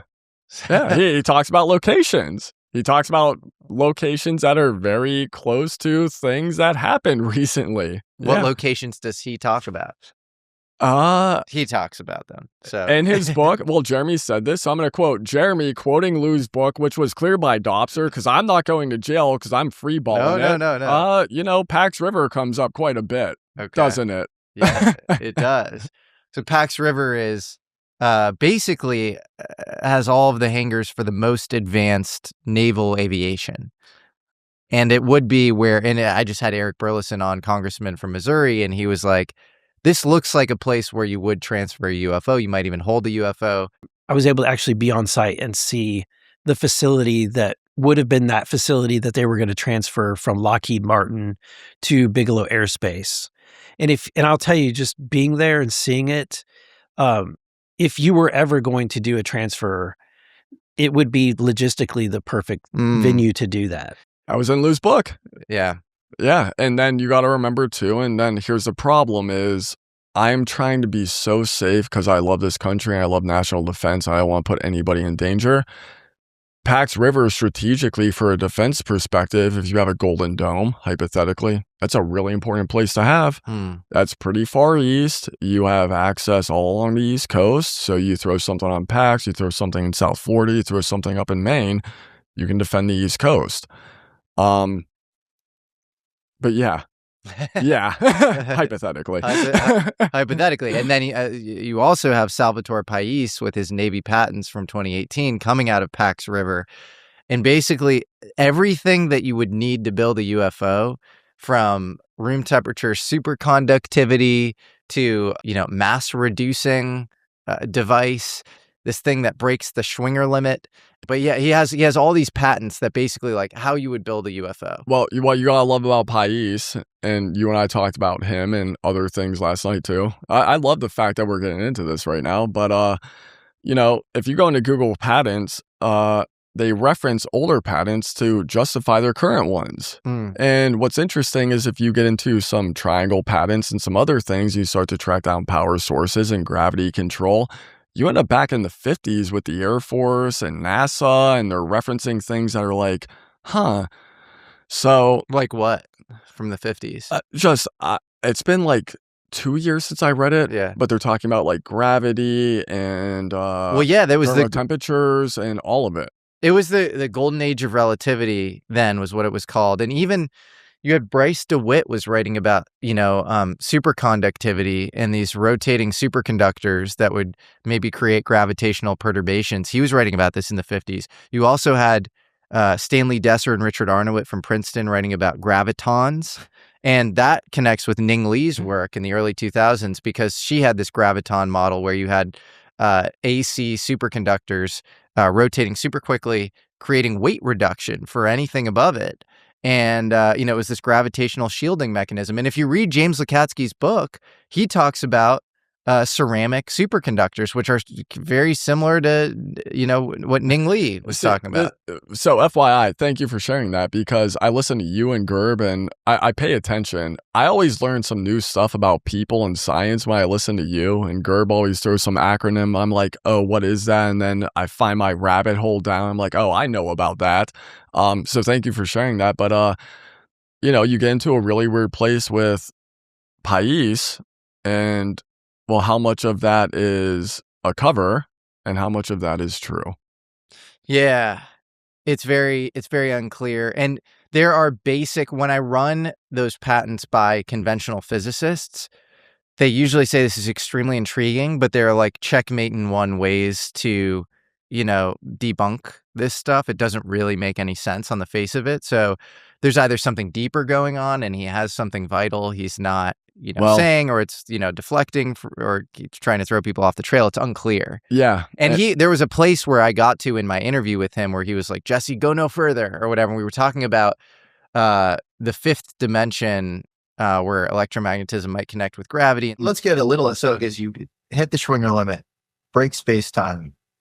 What happens vis-a-vis this fifth dimension? We'll not touch on that. Leave it there, Jesse. Trust me on that. Leave it there. So that might connect with this guy, Ferris Williams, who had this 5D dynamical model. And he was, Oki Shannon, who was this. I know Oak. You know he is, yeah. So he's this Los Alamos project manager who was involved in this advanced theoretical physics group with Hal Puthoff and a bunch of people in the 80s and 90s. And they were kind of open source trying to study, how UFOs work. And he was like the closest guy who had like a theoretical model for describing this was this guy, Ferris Williams, spelled with a P. What this five-dimensional theory appears to do is tie together electromagnetism with gravity.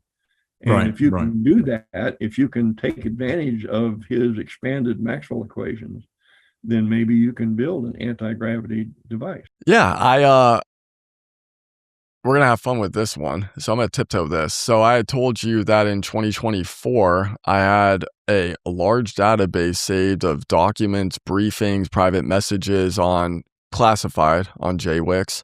And NSA came through and cleaned house. And they basically shut down Intel Link and Intel Docs. And we had to go get new justifications. But Oak Shannon was a massive conversation on the classified servers, and I may have been participating upon that once upon a time. Really? Oh, yeah. So people thought maybe he was involved in real UFO legacy initiatives?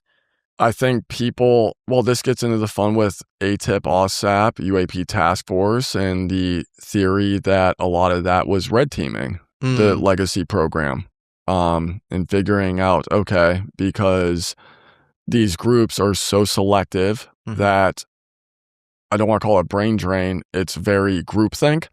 So create a third party, figure out what people can figure out with the internet and modern open source, have new theories come through and feed it back in. You know what I mean? Like, oh, we're going to reverse it, feed it back in, and let these people have some new ideas. So it was like, let's create this faux oppositional force, almost like a white hat hacker. Let's figure out vulnerabilities with the UFO legacy program, where they're missing, what they're missing on certain things. Bring in some outside civilian eyes with the DIRDs from OSAP, where you had civilian scientists writing about really exotic propulsion modalities, and then it feeds back into the legacy program. Yes, and then it's real fun because this goes back to ODNI and things I figured out after I went to the ICIG and I knew how to track down search and rescue ops, because I did it for a living. I had to find fucking soft guys overseas, excuse my language, sorry for the F-bomb. But I know a search and rescue tasker with imagery and SIGINT when I see it, and I know what is our guys and what isn't. And they were very interested in how I knew everything I knew, especially after I went to the IG and all the documents I had and imagery I had. Conventionally, most of the people I know believe that there is some element that all of that was getting fed back into legacy to run cover, which is, hey, these guys figure it out, not just on the inside classified, but on the outside.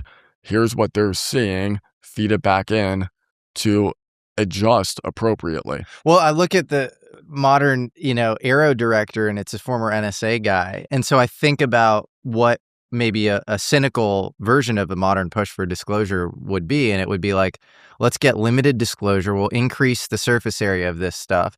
You get a bunch of civilian scientists, people from the outside, newly interested in the topic. They're contributing all sorts of things. You have signals intelligence on all of this stuff. You can collate it, and then you can search it, you can analyze it, and all of a sudden, you crowdsource intelligence for the UFO legacy program, which remains intact, vital, and newly immunized by the executive branch. Fully agreed. Yeah, that's tough. That's tough to, and wherever you go, people, seem really iconoclastic and irreverent, and then they're on the outside. And I think it's this really tough thing where you probably experienced this post blowing the whistle, post doing your first thing in this area. You get sort of softly surrounded by spooky people, and then it's like, join this board and join this thing. And then you turn into this like castrated version of your former self that was like really, gung-ho about like true disclosure. For me personally, I've been very blessed and lucky, which is I've been very clear in this. I mean, this even goes back to ODNI. I told ODNI, I was like, look, I expect you guys to lie. What I want is I want answers for me. I want accountability. I want restitution for the whistleblowers. It's like, I don't give a damn what you guys do. Answer why you did what you did. Hold the people accountable. Don't let the doctors and the GS-14s and 15s do this to anybody else. And then make sure we can live our lives with our families. Luckily, I kind of encapsulated myself where I've been very closed off. And even when you and I first talked, it's never been an issue to get in touch with me. Everybody knows how to get in touch with me. But what you said, in my experience with everybody else, is very true. Yeah. And that is very true. You get surrounded, and it's even a concern now. Like, I have friends who went to war with me against the CIA and DNI internally. Like, went to war and said, I can prove you're lying, and did so. But you're absolutely right. And then you get into the whole thing with like how they use this against you is like, you bring it up. It's like, oh, you're paranoid. Well, no, I'm not paranoid. Why are you coming at me saying all of a sudden like, oh, join this board, join this group, come into this meeting? It's like, you never gave a damn until right now. Right. You know what I mean? Yeah. So, yeah. Yeah. Intent, my man. Intent. Totally. Well, I think intent translates over time, and if you keep your intent pure, that's the best sort of defense against getting sort of rolled into those sort of weird quasi disclosure, but quasi, I don't know, just weird initiatives. Yeah, because there's a lot of those weird initiatives. It almost seems like private business and parts of the IC are really deep into remote viewing and what people know and experiencers right now. That really seems like a big thing going on, almost as if people are expecting something to come. Right. Yeah, no. It's just speaking of expecting something to come, there's this constant talk in UFO disclosure world of some event happening in the mid-2020s. First, it was like 2026, then 2027. Now it might be 2034. And going back to actually that Lou Elizondo interview, I remember calling him out and saying, look, I think it seems like you know a lot more than what you're saying about all these topics, and you're holding a lot in, clearly. And he admitted that, and he sort of got uncomfortable, and he was like, time is not a luxury that we can afford. What is imminent? Time is not a luxury that we can afford. The time has come. We need to start having the conversation collectively. We should have had it a while ago, but we really need to start having the conversation. And I would love for that to not be such an opaque statement. What does that mean? And honestly, I tend to be skeptical of anybody saying, here's a date, something might happen by that date. But yeah, what do you think? Do you think that might be it? Also, simultaneously, I'll defend that position and say, I can't explain modern disclosure. Maybe it's how I just explained it, and maybe they're cynically crowdsourcing some of this knowledge.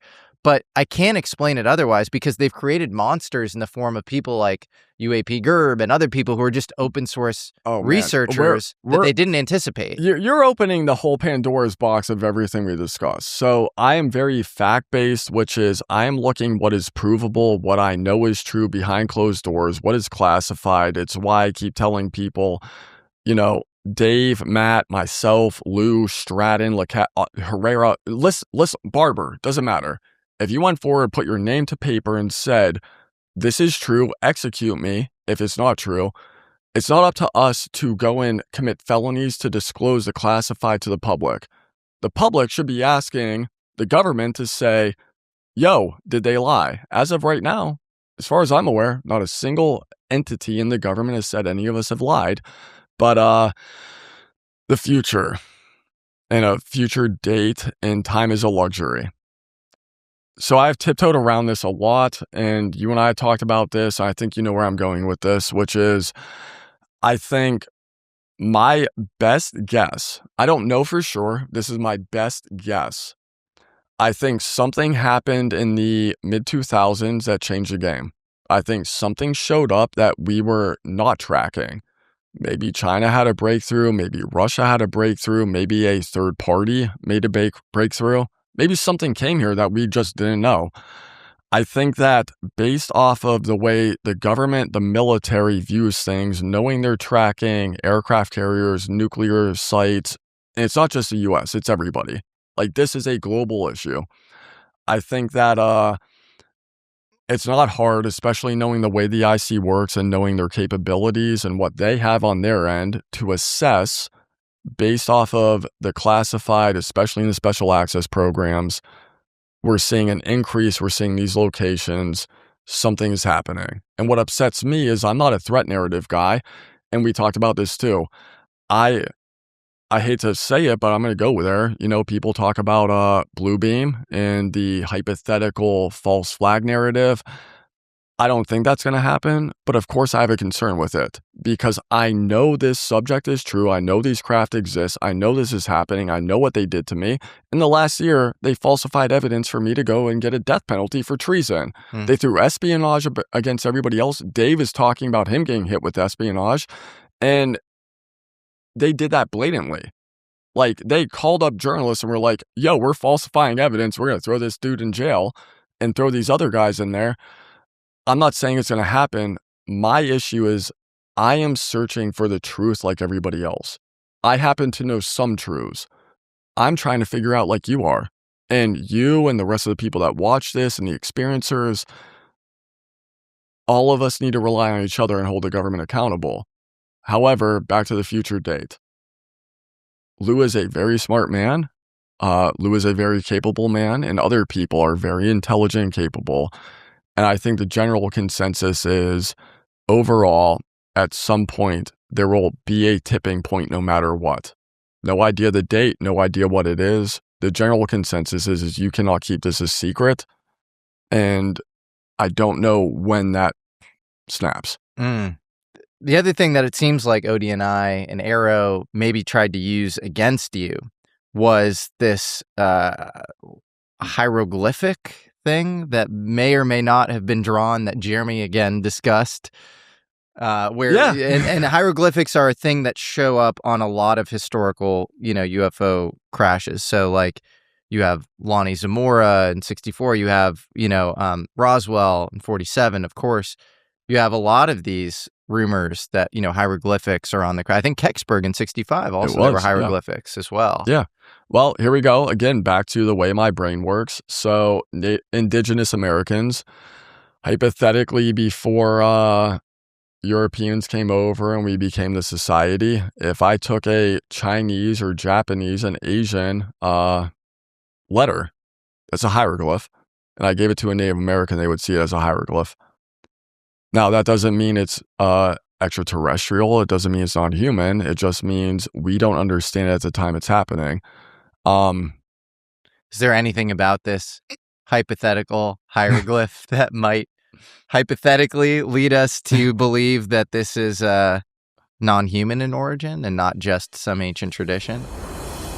I want to take a moment to thank one of today's sponsors, ZBiotics. I've been using their pre-alcohol product for years, and when the opportunity came up to work with them, I jumped at it because it's one of the few things I actually drink before a night out with friends when it's time to celebrate a special event. And that little decision I make before I go out changes everything. ZBiotics pre-alcohol probiotic drink is the world's first genetically engineered probiotic. It was invented by PhD scientists to specifically tackle rough mornings after drinking. Here's how it works. When you drink, alcohol gets converted into a toxic byproduct in the gut. It's a buildup of this byproduct, not dehydration, that's to blame for the rough days after drinking. Pre-alcohol produces an enzyme to break this byproduct down. Just remember to make pre-alcohol your first drink of the night, of course drink responsibly, and you'll feel your best tomorrow. I have ZBiotics before my first drink of the night, and I wake up feeling totally normal the next morning. As you'll know, if you're older than, say, the age of 28 or 29 is not usual. So go to zbiotics.com/Jesse to learn more and get 15% off your first order when you use Jesse at checkout. ZBiotics is also backed with a 100% money-back guarantee. So if you're unsatisfied for any reason, they'll refund your money. No questions asked. Remember to head to zbiotics.com/Jesse and use the code Jesse at checkout for 15% off.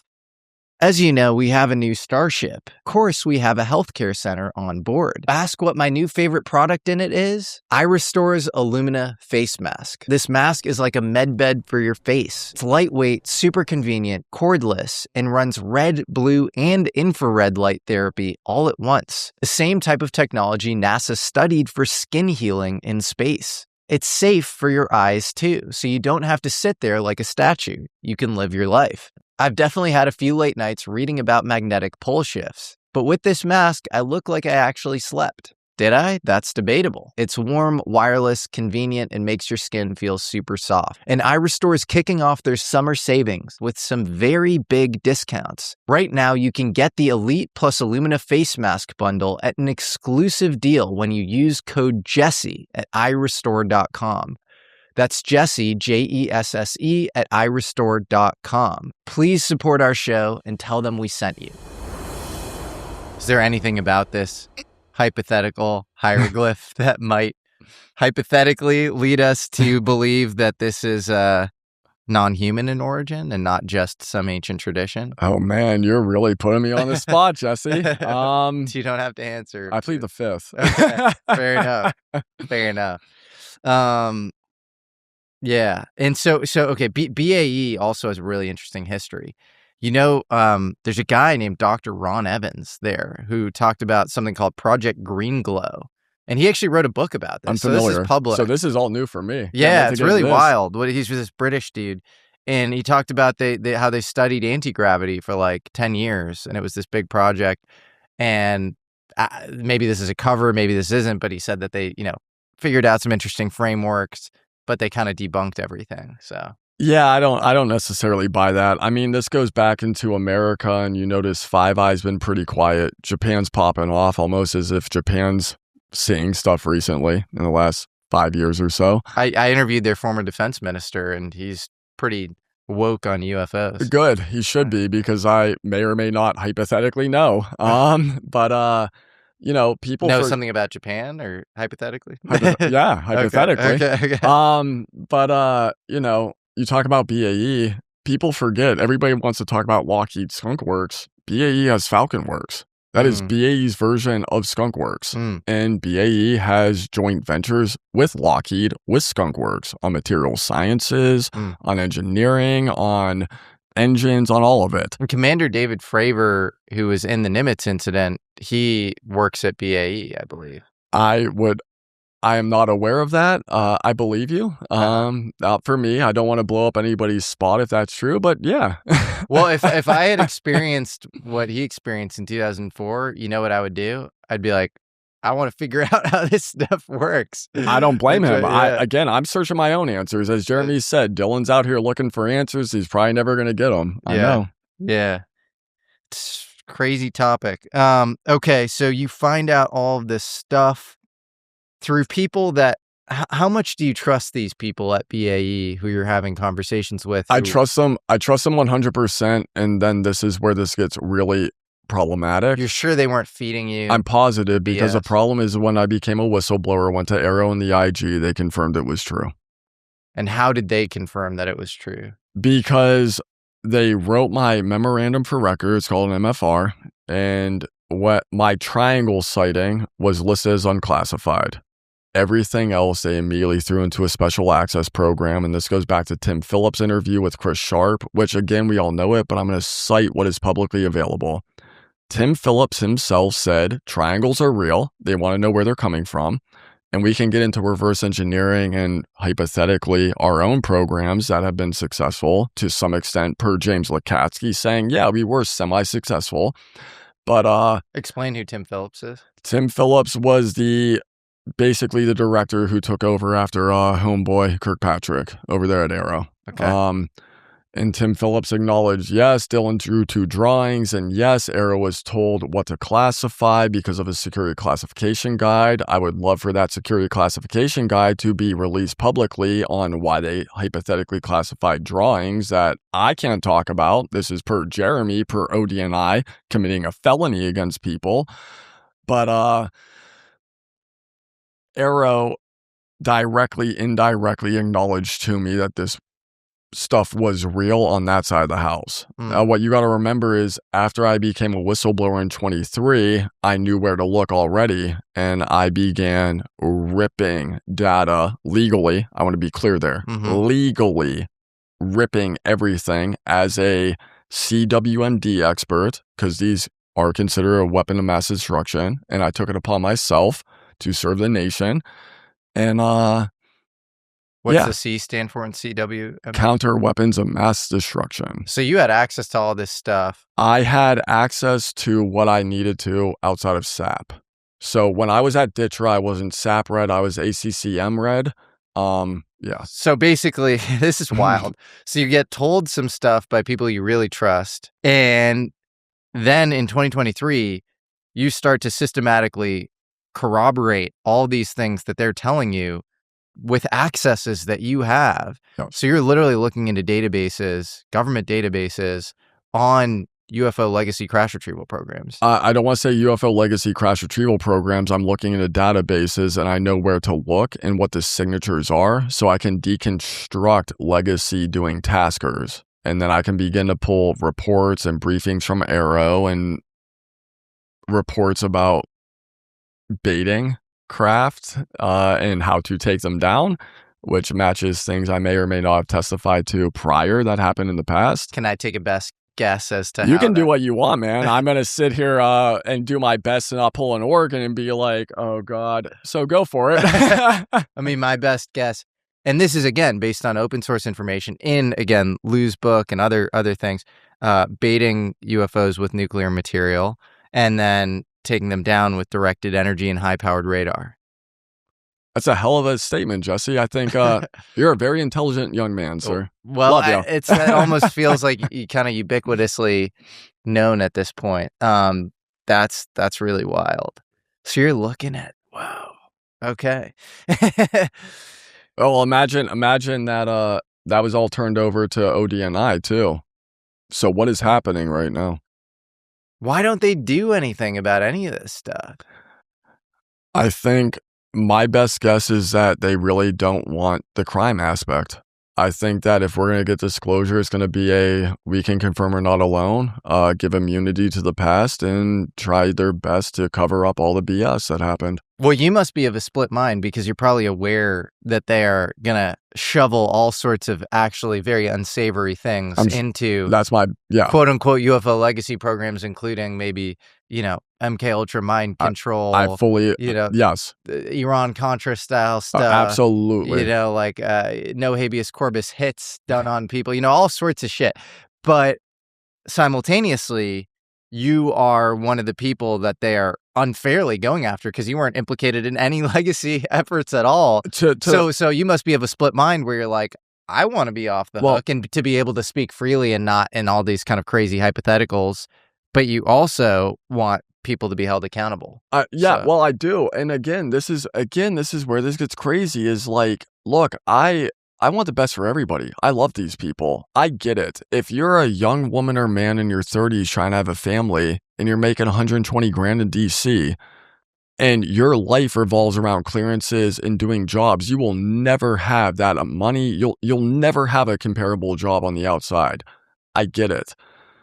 But at the same time, I would wish these people would go and say, like, look, almost conscientious objector status, which is like, I don't want to impact somebody else. I cannot put my name to this. I would also say this, and this is where this gets real fun, is I have no idea how much I've been read into. Like, I got my first read-ons were like 8 hours. They gave us a stack of paper like this thick with sticky notes. It was like, sign here, here, here. They're like, you have 15 minutes to sign or you lose your job.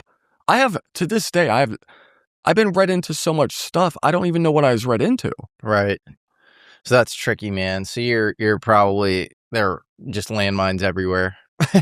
And here we are now. This is why I said, you know what? You guys want to threaten me with treason, commit a felony against me. You guys want to do this to me. I'm going to do my best. I love my country. I'm going to tell the truth. Well, I'm not playing the game. You're going to be the people's champion, especially after they hear the rest of this absurd story. So you look into all this stuff, and then at what point do you experience backlash and reprisals? Well, when I was at BAE, they were playing with my clearance, and it's called an admin withdrawal. One of the things I know people want to go and say is like, oh, of course, Dylan. No, my clearance has never been revoked. I've never had a security violation. My clearance has always been intact. I've never failed a polygraph. Straight up, never. Never been arrested. I've never had a thing done. Not financial issues, none of it. When I was at BAE, it's called an admin withdrawal. So for the people who are in the IC, they're going to hear this term. They're going to laugh. It's called 2 years, use or lose.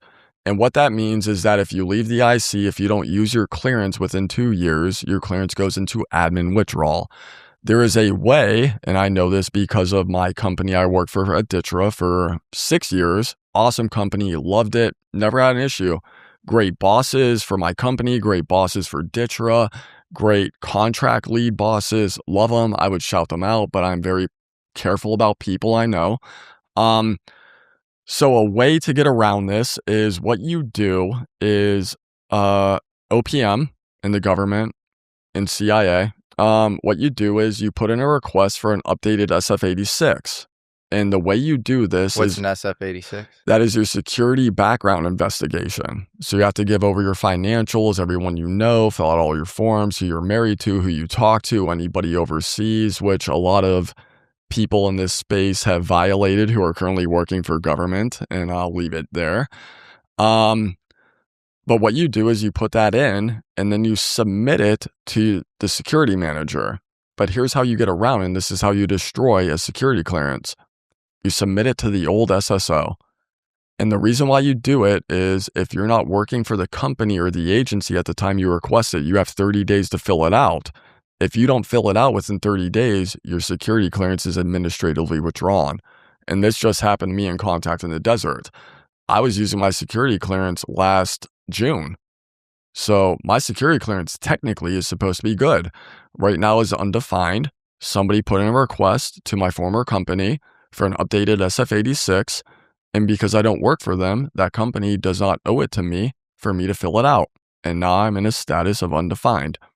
So I would need another company to pick me up, refill it all out, go through the paperwork, go through the finances, pay people to do it, and that is a way to screw with people in their careers. So you're in this kind of liminal limbo space where your security clearance is technically good, but de facto it doesn't work. It's bad. And as a result of that, you can't pursue other professional opportunities. You're kind of stuck at BAE. At that point in time in 2018, yes. So what they did is they disappeared me. It's currently happening now again. And this goes back to when you asked me the question about when did I start to see this. The problem is when I was at BAE between 2015 and 2018, they were playing this game. I worked for DITRA January 2019 until 2024, summer 24. Awesome. Love them. Great people. That mission was awesome. I am so upset that that contract ended. Once that contract ended in 2024, that's when all these games began again.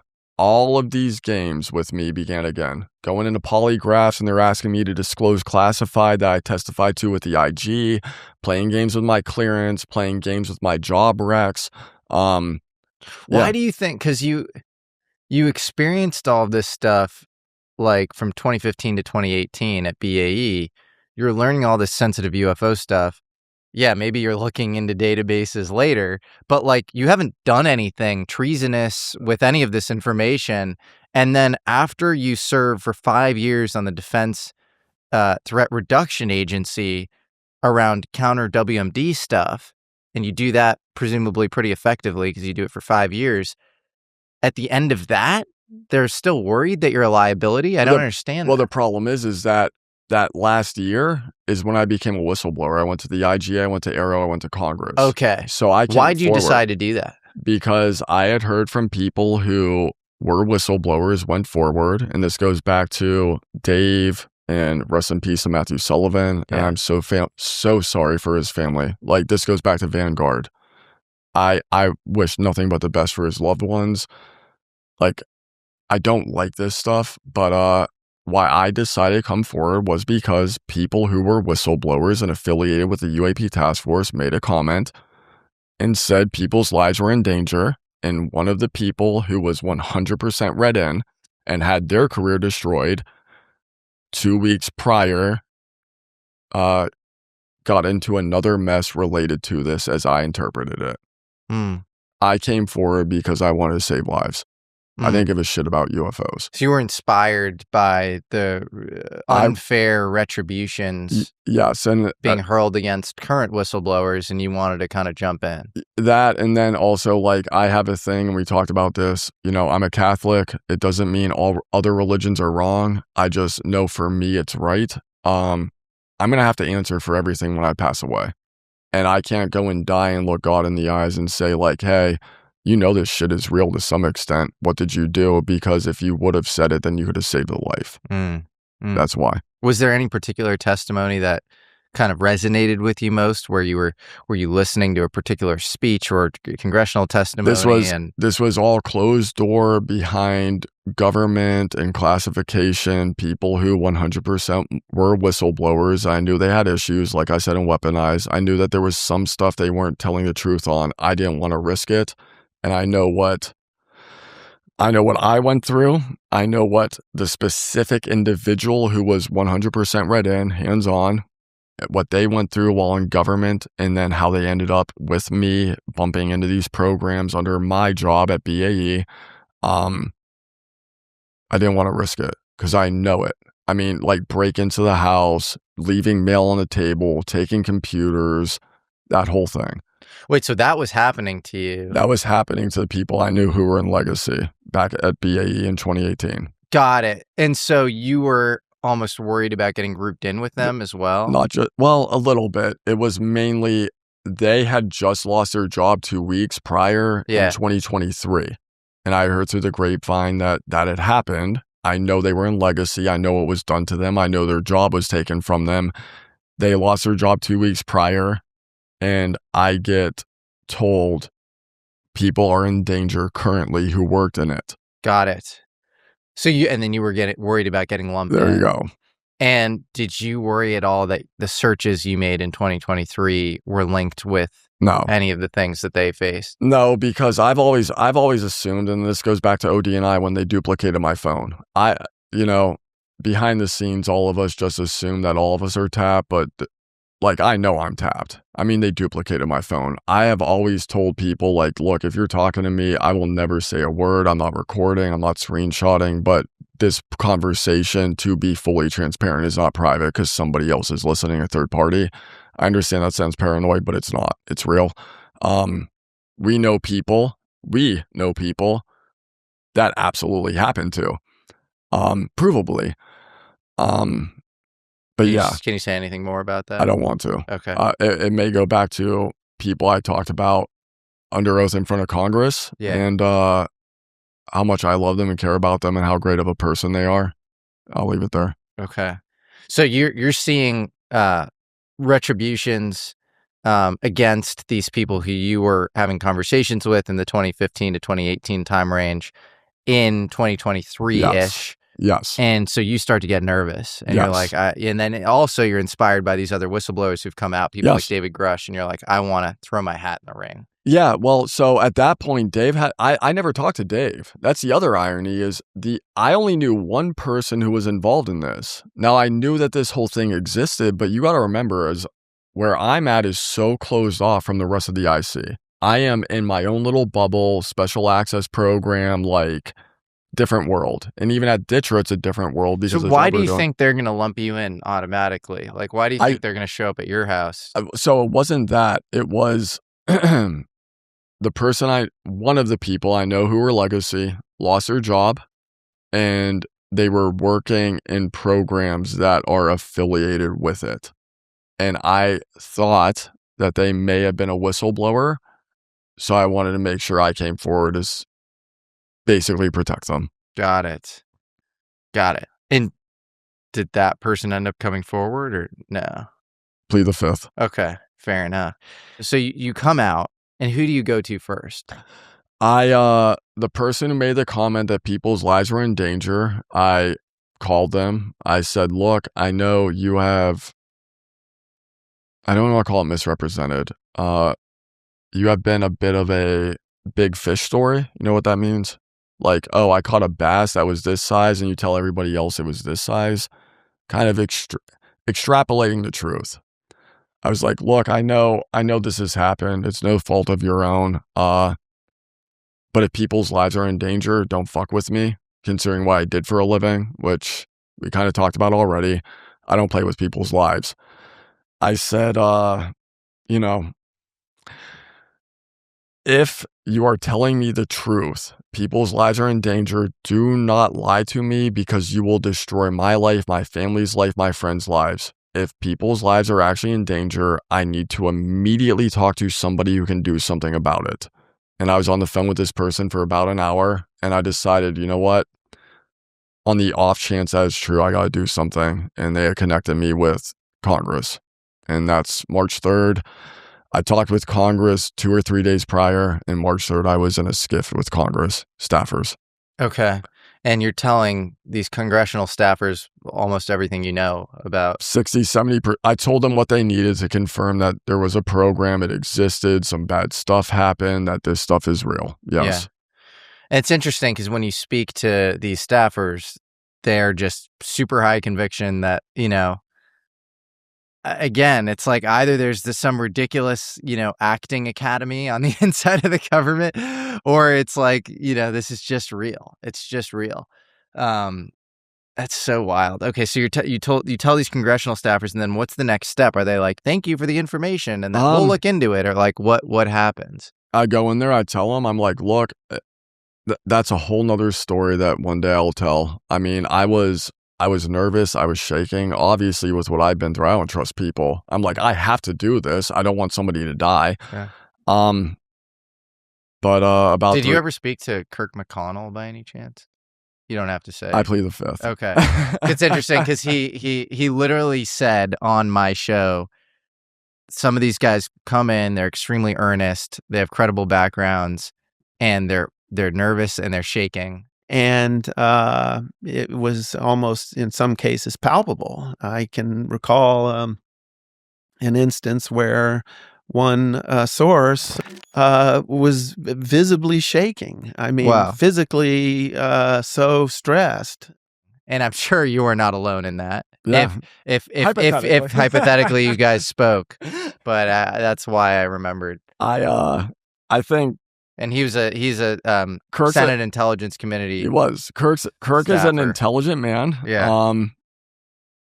Kirk has been around the block, and I think Kirk ended up where he's at not because it isn't true. I think Kirk knows what's going on. Yeah. He knows what's going on.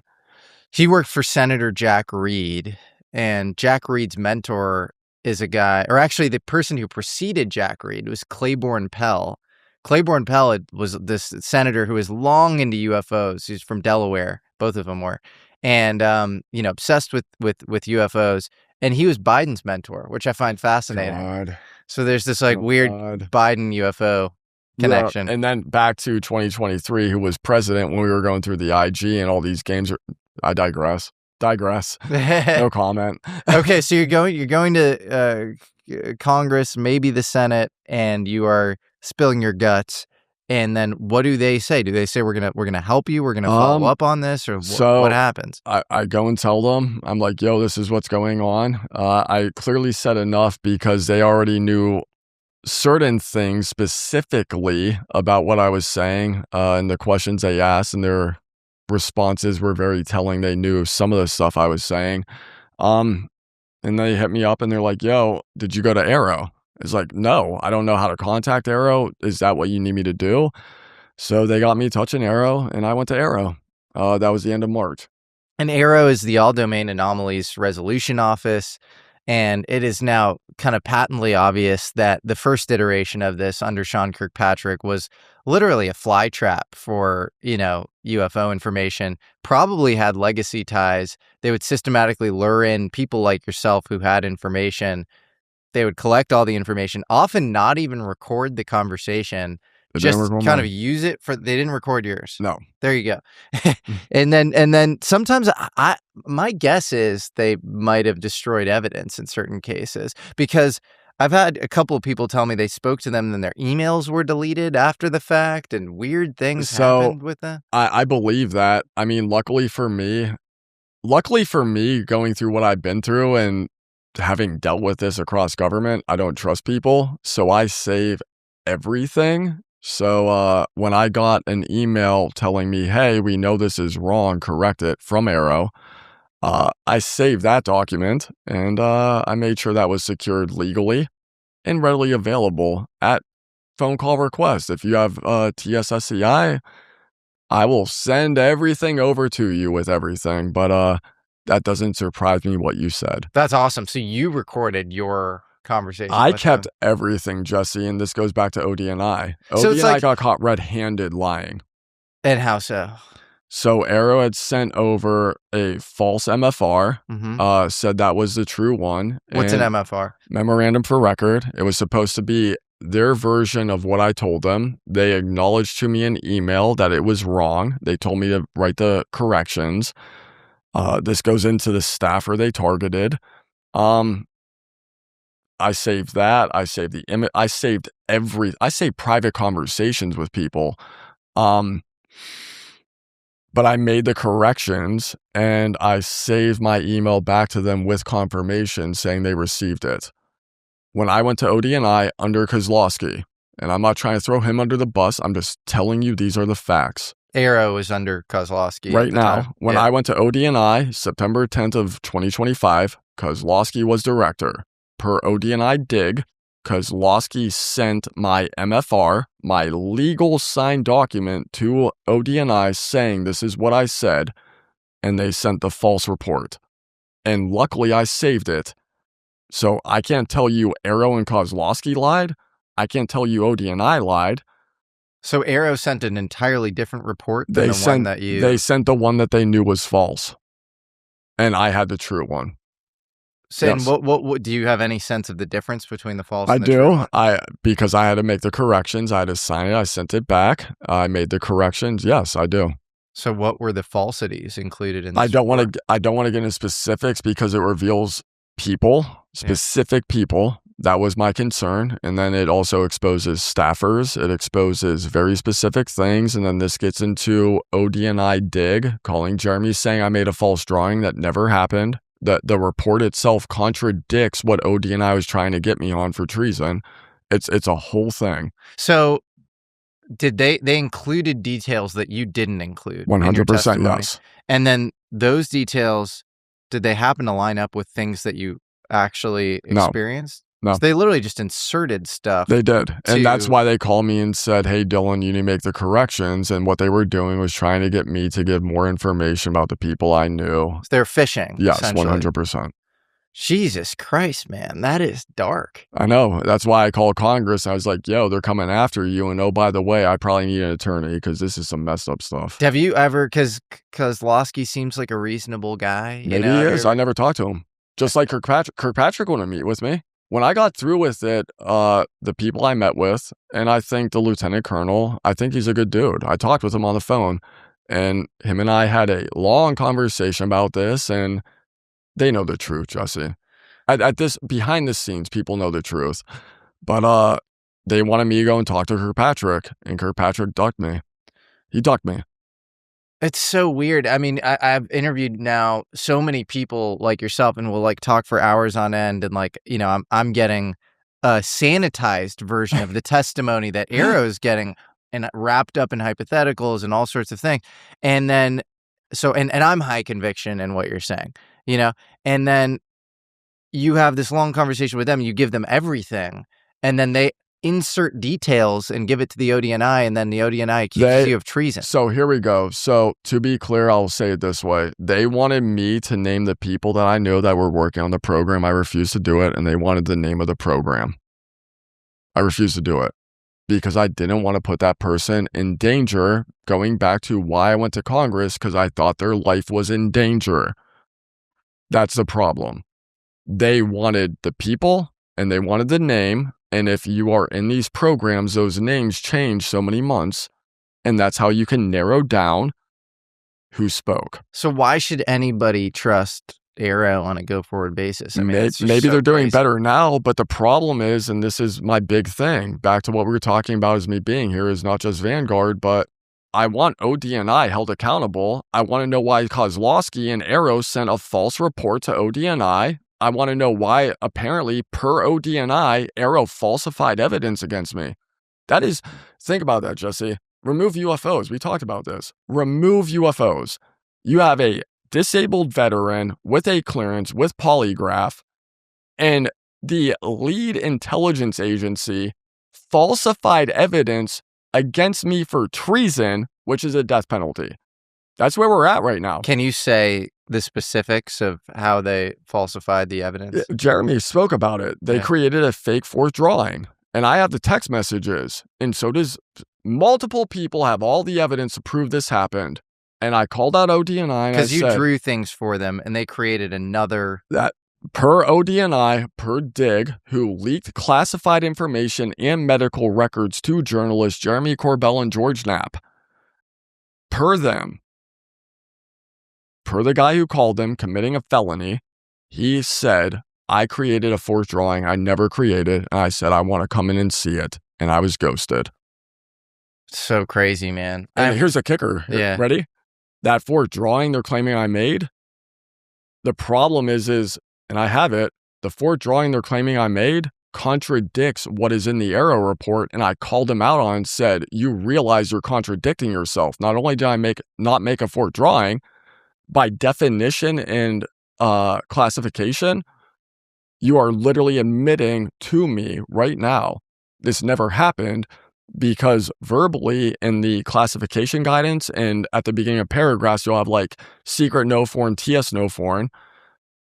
What they said I made the forged drawing of is in writing, in text, not classified what they were claiming I drew. Oh, well, there you go. So you have evidence that not only are they, acting in bad faith, but they're incompetent. And I mean, the other thing that's so crazy about this, and again, this is coming from Jeremy, is he's talking about them, saying that like a hieroglyphic could possibly isn't that be wild? And classified, which is like, ready? How could you ever, say that somebody's committing treason for drawing a hieroglyphic while simultaneously saying that the whole UFO program is fake? Where would the hieroglyphic be? Like, hypothetically, on a UFO. That is per Jeremy with what was leaked to him illegally by ODNI DIG. I can't tell you if that's true. What I'll tell you is, back to Tim Phillips saying Dylan drew 2 drawings and there was a classification guidance and it was wrapped into a special access program. Where's the security classification guide to hypothetically classify that if it was true? These are the questions people should be asking our government. Yeah, that's absolutely hypothetically, classifying a hieroglyphic while simultaneously saying all of this stuff is fake just feels like you are really talking out of the, two sides of your mouth there. It's so crazy. Yeah, right. It's crazy. And then the other sort of interesting thing is Jeremy brought up this guy, Chuck McCullough, in your guys' interview. People don't know that Chuck McCullough used to be the Intelligence Community Inspector General of the United States. And so the fact that he's, spoken at Seoul and he's getting involved in UFO stuff and helping, Jeremy and George out in certain situations, obviously, that shows that he's confident that this whole subject is real. Why would he move from, many years at the NSA, many years, at the highest levels of intelligence to, representing these guys when it comes to the UFO topic if he thought that this was all fake? Yeah, I fully agree. And then right back to what Jeremy said with my interview when all these felonies were committed against whistleblowers in the last year. When Chuck McCullough is on the phone with you and saying, well, they did it, the whistleblowers didn't, legally, you are allowed to say this. So, what does that say? What does that say about our nation? This is why, everybody wants to make this about extraterrestrials. This isn't extraterrestrials. It never was about extraterrestrials. This is about the foundation of our Constitution. It's about both. True. Valid. And extraterrestrials loosely. Yeah, well, the problem, I think, with the whole quote-unquote extraterrestrials thing is it's what AARO uses as like a straw man sort of fall guy. When 100%. You use the word extraterrestrial, that's an analytical overlay. It's a conclusion that you're making based on an underlying data set, which is actually, hard to jump to conclusions on. We don't have definitive evidence that they're from other planets, but we have definitive evidence that we didn't create these anomalous materials. You have, again, maybe some biologics, all these things. Fully agreed. And you notice our government has never denied that second portion. They have only denied we have no evidence of extraterrestrials. Yes. Okay, so you got really messed with by AARO and by, ODNI. I want to talk about this next saga of you're going to the VA. And that goes all the way back to Langley, and that goes back to when I was working at BAE. Okay, so let's hear about this. Like I said, they were doing some really weird stuff. I turned over the mind control stuff? I don't want to say mind control. I want to be, again, to be fair. What happened to you? I mean, a lot of stuff. Basically, the easiest way to say it with them is I got out of the Air Force and I witnessed a suicide. Dude drowned, multiple witnesses. I had the police report. I can literally pull out my phone, show you. I sent it to ODNI with the police report. I have the voicemail from the police on my phone. I can play it for you. I have the medical records. But basically what had happened was I got out of the military and the VA denied I ever did the job I did and said, none of this ever happened, Dylan. You never did the job you did, which contradicts my EPR because I had my enlisted performance review proving I was doing the job I was doing and the VA said I made that up too. And that's all my medical records. Provable. But long story short, witnesses suicide, police came, Pittsburgh search and rescue came, they had to pull the body out of the river, nightmare, dude. But they had denied all of it happening. And then while I'm at the VA, they tell me, you need to go into this PTSD program, which I'm not allowed to go. I'm not allowed to collect. So the way the VA works is if you have a disability, you have a financial and medical incentive to help you with it. So the VA is treating me for it while also denying me the medical and financial aspect of it. And they put me in this weird program back in 2016, 2017, where they're flashing images and air horns. I'm counting backwards from 100 by 7. Wild stuff, dude. To this day, I still don't know what it was about. But just that crap. And my medical records is just full of insane stuff. And I have all of them. Doctors had quit over it. I know one of the doctors filed a complaint. He was told to leave. This insane stuff. What sort of testing are they doing on you? So at that point in time in 2016, 2017, I would go in and get hooked up to a pressure cuff. It was a polygraph. They would put the brain things on my brain, put me up to a pressure cuff, heartbeat. It was a polygraph. And then I would sit in a room in the back. There was the female doctor who was CIA. She was confirmed CIA. And then they had to do with an air horn who claimed he was an old retired Army Ranger. How do you know she was CIA? She admitted it to me. Okay. She actually, how I know is because she knew what I was doing for BAE and knew specifically where I worked and told me. Whoa. So while that's happening, I'm in there and they're just, I for an hour a day, I have to go in twice a week and I get hooked up to this polygraph machine and there's a computer and they're just flashing images. It's like a butterfly, kid with a gun, car explosion, bunny rabbit. I have to count backwards from 100 by 7. And if I went 100, 93, 86, instead of saying 79, 78, the air horn would go off and I would have to restart and they would restart the flashing images. What? Dude, swear to God. That's so weird. I don't know. What else? What are other examples? That's insane. I mean, that's the biggest one. And then they put me on those meds that made me suicidal. And that's why my first doctor quit. The psychiatrist quit. So they put you on meds that you're convinced I know for suicidal 100% it is documented. That is why the doctor quit. This is why I stopped going to the VA. What was the medication? Some SSRIs. And do you think that was intended? I do, yes. Because SSRIs, look, I'm very anti-SSRI myself, but I know people who are like, and if it helps, me all the power. So all I'm saying is, how do you know that the intention on because I never had a suicidal thought in my life. Yeah. And then all of a sudden, after like 2 months of taking them, I would wake up in the middle of the night and be like, oh, like, you know how you're thirsty? This is how I explained it. Like you wake up and you're thirsty, or you need to go to the bathroom. I had a physical response after 2 months of taking them, having never had this in my life. And my physical response was commit suicide. Was this a generic SSRI or was it some unique? If you want an answer to it, I'll pull my medical records. I will tell you all the meds I've been on.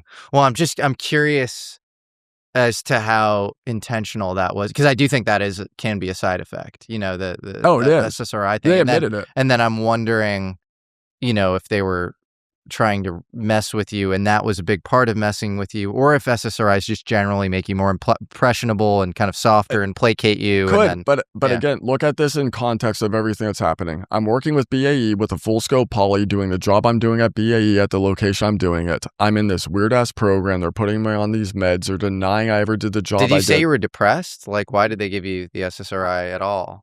Because they said I have PTSD, but they said I have PTSD for a job that they're claiming I never did. That's the problem. That whole thing, it's all in my medical records. So they claimed you didn't do the drone operator job? Or? They claimed that they claimed that I never did imagery for drones with the Air Force. Why were they claiming that? The fuck if I know, Jesse? That's This is crazy. my problem. So they were like gaslighting you, saying you have PTSD, and then they were funneling take this pill, but and go into this weird ass program. Yes. And what was the program? That this whole thing with these flashing images, MRIs constantly, all of it. And meanwhile, they're denying all of my VA benefits. What else do you remember from that? MRIs? Just me. I'm being told by the doctors, hey, we messed up, but you have to do all this to get your benefits. And oh, you bought a house. If you don't do it, we're going to withdraw your VA benefits for your home loan. Yeah. And I'm just going through it while working for the government, doing everything I'm doing, trusting the system. So it's counting backwards from 100, going by 7 each time, and having images flashing in front of you is weird. And I don't quite understand how you justify that in some conventional medical, this is some sort of checkup context. So what else did you experience? I mean, that was it, man. Like, they put me in these weird programs. They were constantly having go and get MRIs. They were constantly having me meet with a therapist. Were they giving you any sort of extra sensory perception or presentiment tests? Like what's under this card? Or... No. Okay. Not at all. Like that. Okay. No. But there were weird experiments being done. That whole thing is odd because this goes back to intent. Mm-hmm. If you're going to put me in a treatment program, then you have to acknowledge that I need the treatment, meaning I have it. And they were denying that I had it. So why I'm in a treatment program when you're saying it doesn't exist? Any other details you remember from that? No, it was just, I'm going up there working for BAE, doing all this crazy shit, and everybody's like, you don't exist, none of this happened, but you need to come here or we'll pull your house loan and you'll never get your benefits and treatment. It was bananas, dude. So strange. Do you look back at that period and think or speculate about some ulterior motive behind that medical examination? I mean, I do, because I learned enough now. But again, here's the irony, is going back to this whole subject. Well, what do you think it was? I plead the fifth. I don't want to get into it because I know enough, and then we're going to get into people's names and programs and things that are out there. But do you think it was like adjacent to something that we all know, like MK Ultra, like some mind control? Well, I think it was adjacent to something that our government has been studying, and this goes back to me having an out process with the Navy and then talking about my UFO experience at Langley. Whatever that all is, it was all connected. Now, I'm not saying they did it because of it. I know it was connected. There's no doubt in my mind. So you think they were systematically testing experiencers? Well, that's documented. You have the leaked phone call with Green and Kay Randall. What's her name? Kay Randall May. Kay Randall. You have that leaked phone call where they are literally saying we are testing veterans, military, government officials who have had experiences, and in their own words, hybrids. I want to be clear here. This is not me saying it. That is them saying it. In 2017, while I'm going through this, that's happening. And I want to be very clear and very fair. I'm not saying everything I encountered is because of my sighting, but everything I encountered happened. And Kit Green ran the CIA's weird desk and this very sort of mysterious. Him and Putoff and a homeboy over in Israel, the remote viewer dude, they're all referenced in that leaked phone call. Yeah. Who's in Israel, the remote viewer? Not Yuri Geller. Yuri Geller. Okay. Yep. They name him by name. They want to put him in MRIs. They want to remote view him while he's in the MRIs, all of it. And do you know that this turned into some sort of formal program, or I have was no just idea. An offhand comment? No idea. Interesting. Yeah. Crazy. Did you ever have any contact with that CIA doctor after that? In fact, well, this goes back after I left the IG and now right back to Vanguard again. When the IG stuff went down, I had called the staffer, the attorney. I was like, dude, you got to get us help. This is insane. Like, you're telling me this is all true. that everything that happened that I said is true. I'm never allowed to talk about my childhood. Like, what am I supposed to do with my life? And they had said, well, Dylan, you have VA benefits. Go up there and talk to them. And I was like, I'm not going to the doctors who did this to me. They still work there. I'm not doing it. So basically, I take no meds. I use nicotine, and I do my own thing. I don't do drugs. I don't even take CBD. I take nothing. And luckily, I have good friends like you and Jeremy and George and other people I met with Oregon and Contact and the other whistleblowers. And we're all kind of using each other as therapists to get through this until disclosure happens and we get justice. But you've experienced all sorts of targeting and reprisals beyond, even just that. Your brake lines were cut and you've experienced stalking. Per the police, stalking, not so much. But per the police, yes, my brake lines were cut 100%. And what happened there? Nothing. I was out. It was right after I left BAE. I got a phone call from somebody I worked with at BAE, invited me out. He disappeared for an hour. He comes back and he's like, hey, I'm going to go. You want to go? I get in my car and my car wrecks. I have a police investigation. I call them. I'm like, come pick me up, do a breathalyzer, blood work me. I go through the whole process.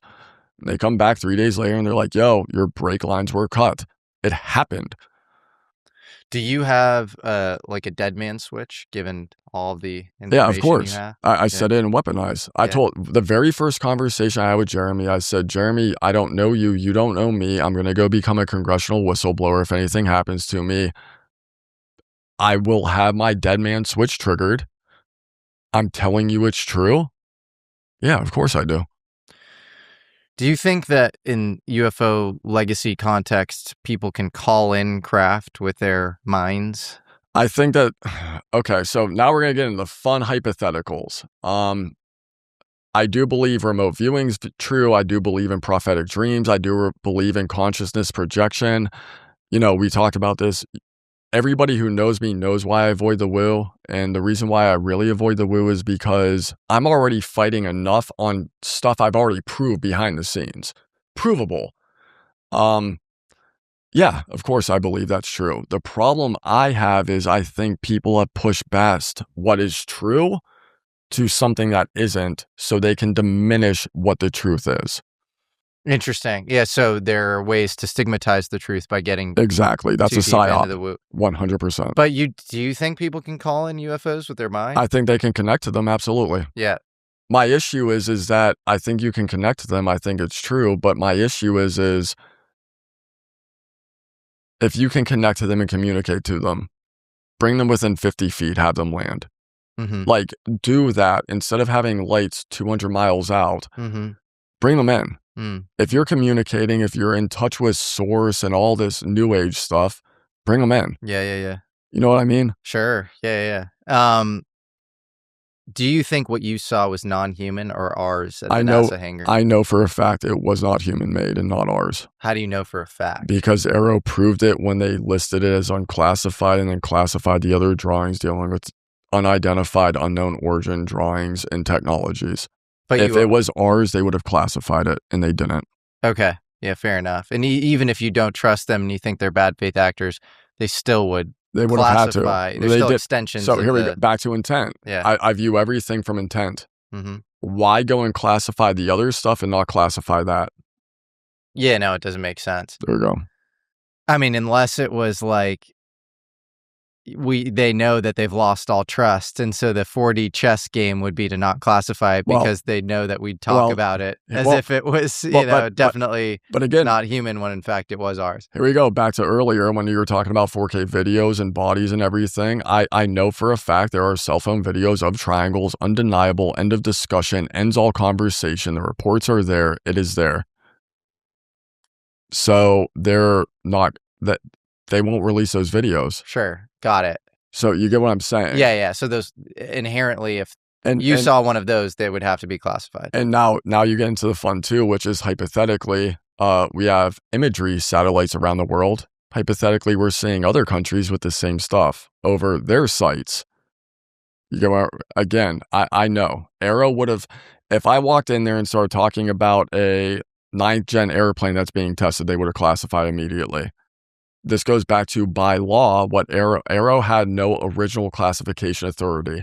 They had to go to the IC and go to the private companies and say, hey, this is what they said. What is the classification per your guidance?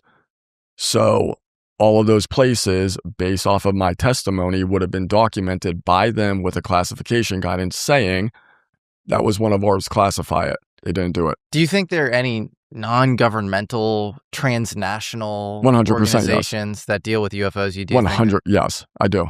And do you have any sense of who these organizations are? I have ideas, but I don't want to get into it. Again, it's hypotheses. Yeah. You know, like I keep saying, I'm looking at this from a fact perspective, trying to find answers myself, but I think all of us would be naive, like we talked about last night, which is there has to be some type of agreement minimally globally, if not with whatever we're encountering, because China and Russia could blow up America's spot. We talk about Operation Midnight Climax. We talk about all this. You look at social media manipulation. China and Russia could literally embarrass the U.S. with what they know on this, and they don't do it. So now back to intent. Why? So there has to be some type of transnational agreements, organizations. Has to be. And some kind of agreement between all terrestrial governments amongst themselves and maybe with the non-human intelligence as well. First section, I fully agree with. Second section, I'm 99.9% sure. I don't want to go there because I can't tell you it's 100% true. I'm pretty sure it's true, man. You said you think that UFO abductions, alien experiences, you know, people kind of being able to see beyond the veil a little bit and make contact runs in families. Yeah, genetics. I do believe that. But here we go. I'm glad you bring up this. Back to the Kona Blue documents.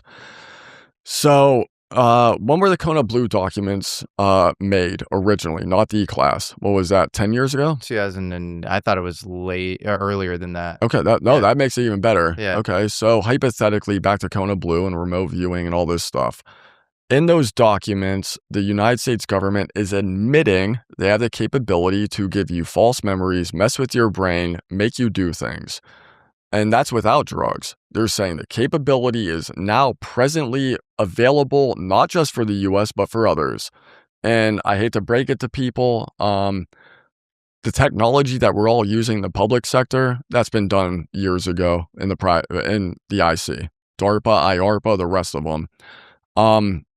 One of the things, again, that I'm trying to figure out is if you have an experience, and this goes back to discernment and back to consciousness, well, hypothetically, if the CIA is able to manipulate your brain while you're sleeping and play with your brain, how do you know it's the CIA and not an NHI?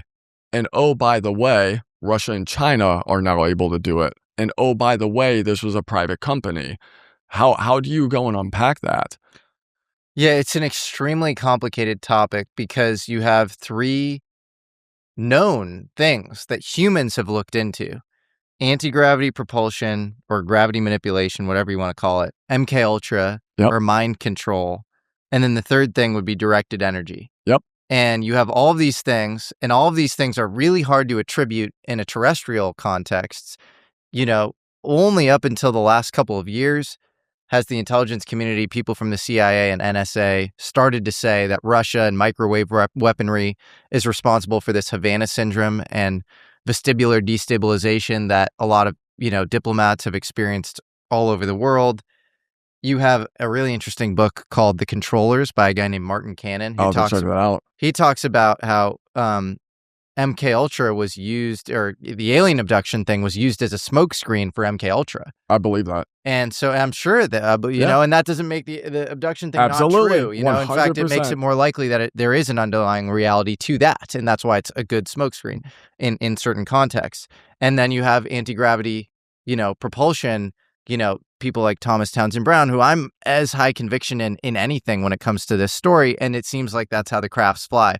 So it's an extremely convoluted and complicated landscape where you never know what you're looking at. Yeah, I think let's have the fun. We talked about the car scenario. The first conversation I had with you was about this. You and I went over this. I was like, Jesse, I think it's everything and stuff we still don't understand or know. Like, all of this can be true, and I believe it all is true. And the problem is that my opinion is the reason they're keeping this a secret is because so criminal, so messed up, so much money. Yeah. It is embarrassing.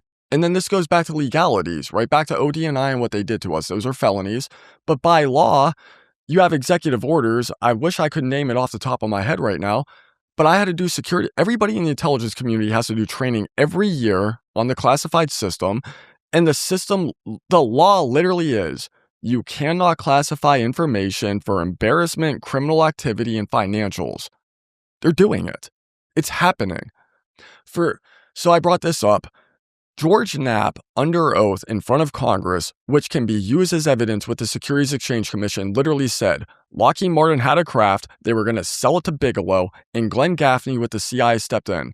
I have confirmed on the record that Robert Bigelow and a trusted colleague from OSAP met with and negotiated with senior executives at Lockheed Martin and hammered out a deal wherein Bigelow's company, Bass, would receive a quantity of unusual material that had been stashed away and protected at a facility in California.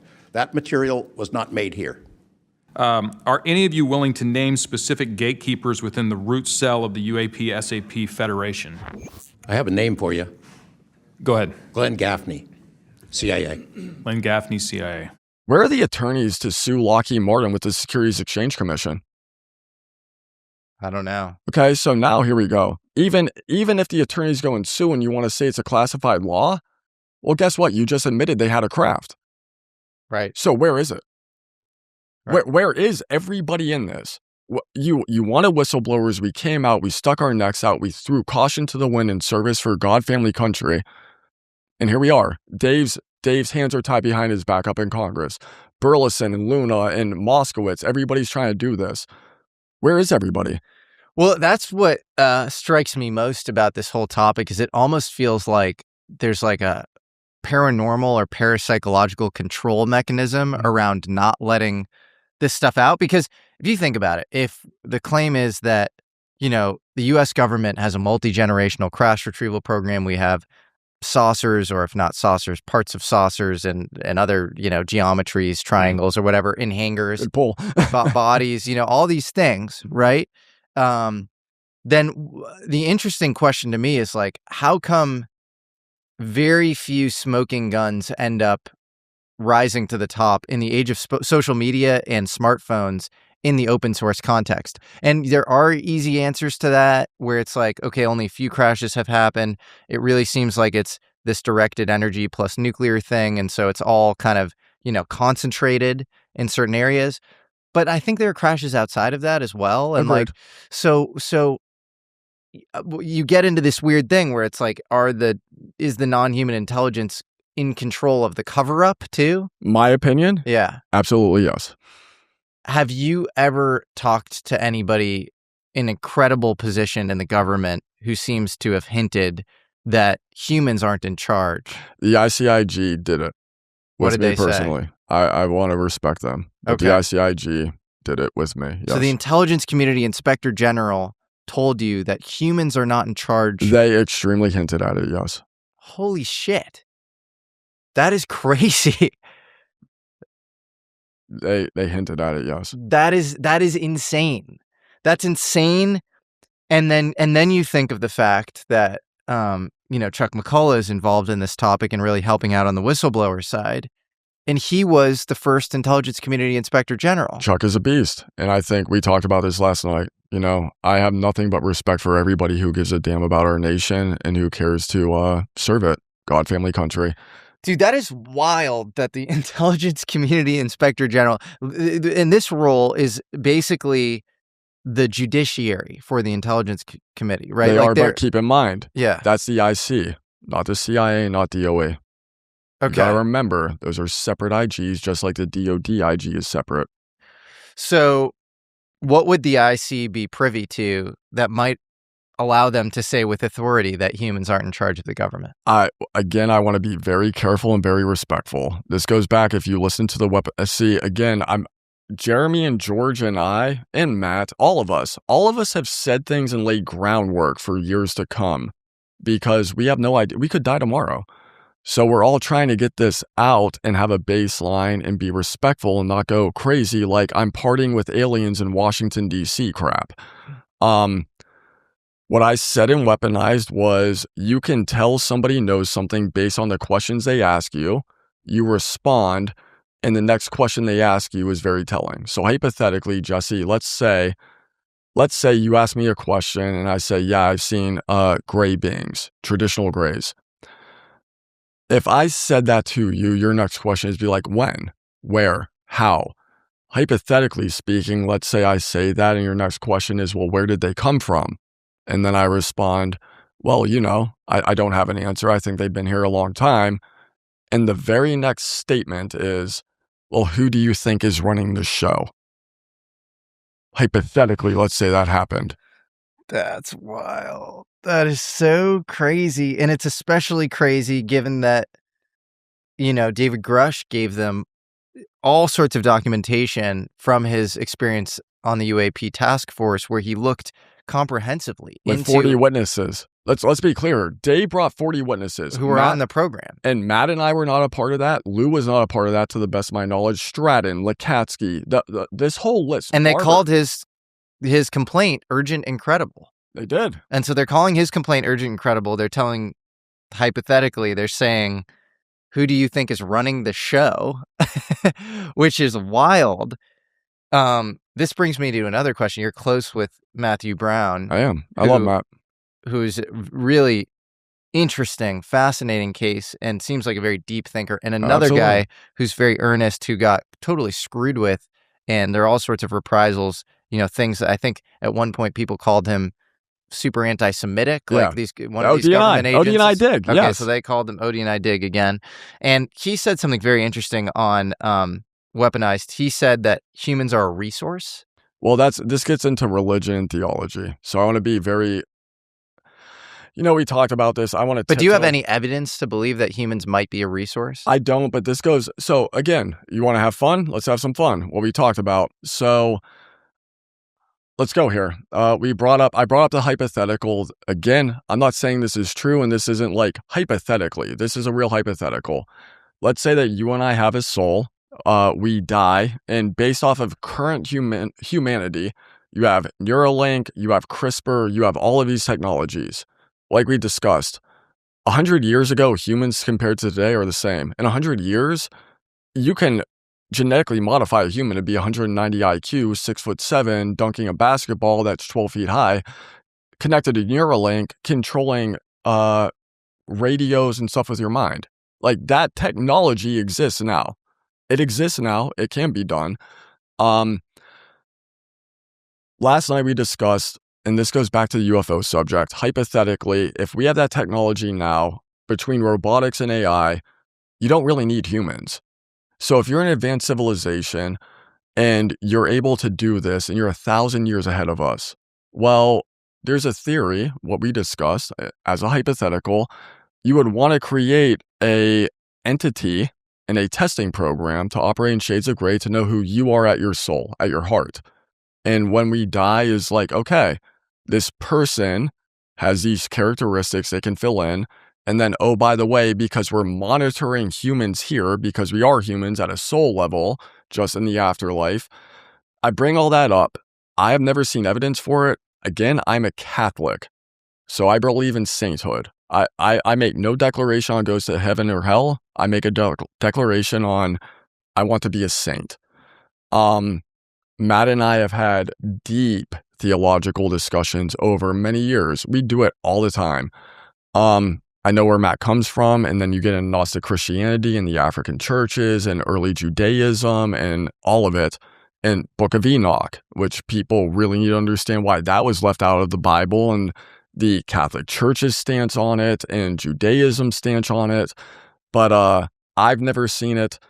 I mean, you're getting into a conversation that would be 5 hours, Jesse, on theological. Do you think that the Book of Enoch holds any truth? I absolutely do. The Watchers came down and here we go. mated with man and created demigod, Nephilim. I'm not going to make a declaration on that. What I will say is this. I am a Catholic. Per Catholic teaching, per Malachi Martin, who was one of the first people to read the Dead Sea Scrolls, the Catholic teaching is the Book of Enoch and basically the Apocrypha. The reason it was excluded is not because it's false. It wasn't because it wasn't 100% true. Their teaching is that you have to be 100% true to be canon. And because those books were not 100% true, it doesn't mean that there isn't truth in there. In fact, they say there's truth in there. It's just certain things were not 100% true. Well, I don't know. It's kind of funny. It feels like an arbitrary dividing line. I mean, the New Testament is very supernatural itself. I don't disagree, man. Yeah. And then you get into the Deuterocanon, and people understand this as the division between Protestants and Catholics. Yeah. And why the King James Bible took out the Deuterocanon and Maccabees. It's a whole thing. This is like, you and I could do 3 episodes on theology of the Bible. Well, it is really fascinating. So if you combine a couple of arguments that seem hard to argue with, you end up in a very weird ontological place about how reality works. And so I'm going to give you the 2 arguments. One is that it's most likely that we are not living in base reality. You've heard Elon Musk say this. Nick Bostrom, this famous Oxford philosopher, has, famously discussed that we're in this simulation, and that's likely why, because we're creating simulations now, so we are likely the product of a simulation. It's very easy to understand, and honestly, it's kind of hard to argue with. Don't disagree. So you take that at face value. Then you take something else at face value, which is the progression of technology and the idea of technology as a forcing function for good and evil. Yes. So technology is, the history of tech is the history of humans gaining lower latency, higher bandwidth powers to manipulate reality. Yes. And so what you end up with logically, is the ability for a kid to blow up the world from his bedroom. Yes. And you see it now. You see it now. Our generation, we grew up with the internet, Jesse. This is one of the things, real quick, I don't mean to cut you off. Again, we need to rethink everything we understand. I grew up when YouTube started to become known. I can go and get a PhD, all but dissertation. So PhD, ABD, right now, I can go through all the Harvard classes on multiple degrees. I'm not paying it. The professors are putting it out there. I can literally get all these engineering degrees, physics degrees. It's out there. And oh, by the way, AI is out there. And if you know how to manipulate it, what you just said is true. And if you're a 13-year-old kid that's 170 IQ, you can literally, if you have the time and the intelligence, you can create everything around you and have 50 years ago, 100 years ago, what Einstein took 25 years to do. Oh, yeah. At your fingertips. Yeah, because, the internet is a very wide search space, and there's a lot of information, there. And when it comes to when it comes to consilience and interdomain insights, like turning, fire to electricity or a horse to a car, that still requires human innovation. Yes. But when it comes to combination and search problems, large language models, transformers, are amazing at them. They're so much faster than humans. And so if you are on one of these things and you're talking about, create some off-the-shelf nerve agent or, create some, new pandemic and these are the variables or whatever, this is freaky shit. But this is happening. Okay, so my point is, so you take the Nick Bostrom simulation stuff, you take the fact that technology is exponentially progressing and progressing in humans' ability to do destructive shit in the world, but also really good stuff too.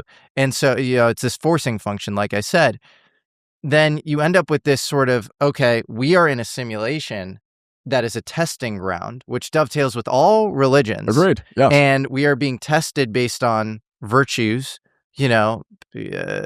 patience, goodness, love, of course, hate, all of these things. And if you pass the test, then you end up either in the kingdom of heaven or hell. And you could actually instantiate the kingdom of heaven or hell as, heaven is this place where tech is used for infinite abundance. And then hell is this place where it's used for infinite constant destruction. And so you end up with this crazy forcing function in the afterlife if you literally just take those two things at face value, which are very hard to logically argue with. Fully agreed. Applause. Fully agreed. And then you go read Plato and you're like, who are the guardians? And why are we in a cave? And why are select people being dragged out of the cave into the light? And then why is the light blinding and painful, but also enlightening on some level? Like, it kind of sounds like you're being dragged into that wider, possibility space. My opinion is fully agreed. This is why, again, like,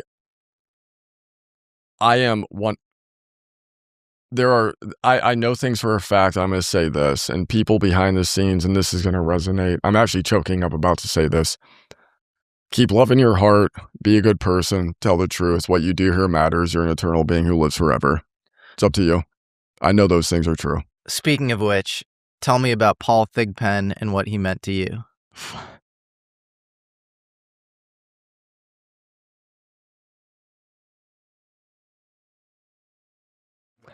He was a saint.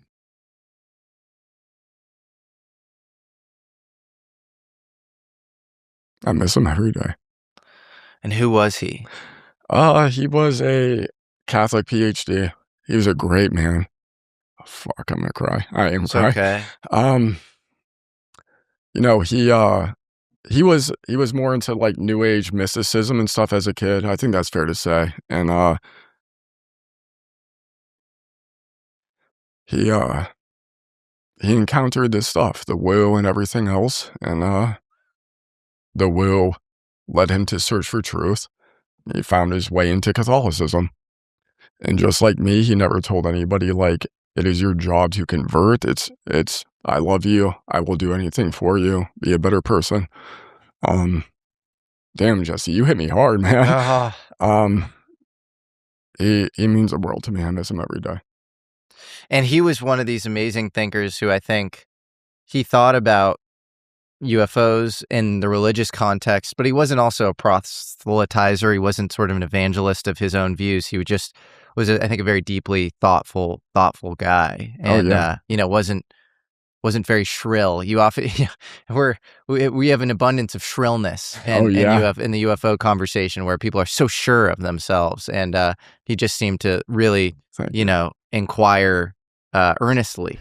But the truth is, for 26 centuries, the best minds, so many of the best minds of Western civilization have talked about this subject and taken it very seriously. 26 centuries. So all the way back to the ancient Greek and Roman philosophers and writers.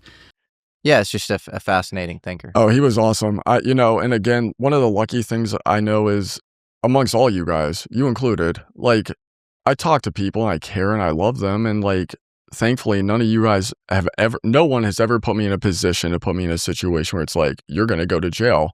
We talk about the hypotheticals. Dr. Thigpen, in the time that I knew him, would just be like, yo, how are you? How's your family? How's Matt? How's Dave? Is there anything I can do for you? I can't do much, but what can I do? I'm here for you. And him and I would into Enoch and theology. Like, what we would talk about is for hours every week. We would just laugh and just talk crap and just joke with each other and just go over all these arguments and just be like, okay, well, also keep in mind this happened with this culture. And what did he think these beings were?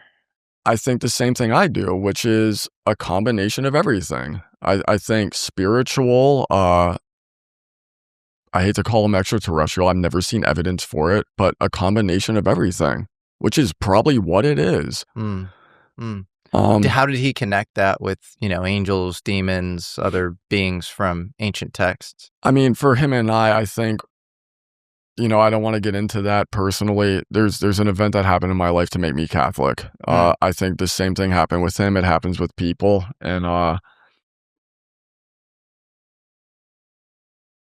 when you have something like that happen, it's like, I don't want to call it ontological shock. We were talking about you being allowed to go in and see a craft with your own two eyes that wasn't made by humans. Now you know.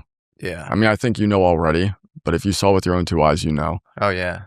So now in your life, you're going to say, I know for a fact this is true. Yeah. I think that's where he was at with it, just like I am and others. Do you think the UFO that you saw wasn't ours, but was being housed by? No. No. I think it was there, and I have we're going to get into really sticky situations going back to the Langley Air Force Base and imagery that I'm aware of and things. But I think that was I hate to call it this, almost like a tasking, where I just luckily was at the right place at the right time and saw them come around to do a scan, so to speak. Matt Brown also said that these UFOs seem to be made for purpose. Do you agree with that statement? Yes and no. I mean, the problem is the type of technologies we're talking about. When you can do 80,000 at sea level and then travel 300 miles in a second, you know, why do you need to adjust tasking when you can throw something out? And Matt and I, like every whistleblower, we're all very respectful to not cross lines. Matt knows more than I do on things. No doubt about it. And I don't want to know. Maybe he knows something I don't. And theoretically, it's possible. When you're talking about what we're talking about with beaming thoughts into people's heads, appearing anywhere you want, active camouflage, traveling 30,000 feet in 2 seconds. Why change dimensions? Why change shapes? Why do all that? You know, it's like having a oh God, what's the A-10? It's like having an A-10 and an F-22, and then you have an aircraft that can do both with these. You know what I mean? Like capabilities, but maybe I don't know. Why do you think people at the top of the food chain, when it comes to kind of legacy aerospace rocketry, people like Elon Musk, deny the UFO truth? And do you think they know anything more than what they let on publicly? 100% they know publicly. I think that Elon Musk has a strange thing where he cites the AARO statement, which is extraterrestrial evidence doesn't exist. Cool, Elon. What about non-human? Yeah. Hypothetically. Yeah, so he's kind of in the same camp almost. I don't want to call it a camp. All I'm saying is he's saying the same line. Yeah, James Lacatski seems to talk along these lines too, of like, he talks about faith and what it means to be human. He does. With UFOs. And so it's interesting. It's like people who walk into that room, they feel some sort of mental connection with the object. Often it feels ominous and dark, is what I understand. I don't know. I mean, so very early on when I came forward, they were very interested if I had a connection to the triangle. I said no. However, an event happened. Mental connection. Yeah, like there was a connection to the craft. And you said no? No, I never had it with it. But I had something else happen that made me a Catholic as a kid. Can you say what that was? I prefer not to right now. Yeah. People behind the scenes Do you know. feel like it would muddy the waters if you did? I think it would be unfair, and I don't want to muddy the waters. I'm very much on a trajectory of I want the truth to be told. I want this to be done. I share my faith and my theology perspectives with people respectfully, saying, look, I'm not telling you this is the answer. This is an answer. Have you experienced other general synchronicities in your life? 100% yes. Can you talk about any of those? You know, we talked about it. The last thing I did with BAE that really messed shit up. Excuse my language, and we can't really get into that, but that kind of stuff. I mean, well, actually we can. Like, just weird stuff, man. Like, even the whole Nas thing, like, that happens conveniently while it's happening in reality while I'm asleep. But, you know, I think back to Lacatski. Do you want to tell that story or no? I mean, you can. I put the tweet up with Rule the World with Nas, and you have responded with the sample. And while you were responding to that, I didn't respond with the sample because that's a Tears for Fears sample. Mine Great was, song, yes. yeah. Yours was. I was Letitia, like, yeah, because there's a song on Stillmatic called Stillmatic. Yeah, it's the first the song. Intro. Yep, and it's exactly. It's a Stacey Ladisaw sample, and it's like, what is it? Let Me Be Your Angel. Yes. And I actually love the original song, which I found through Nas, of course, because I'm a huge hip hop head. Same. And so I've commented that on your Twitter, and while you were commenting that, so I wake up at like 2-3 a.m.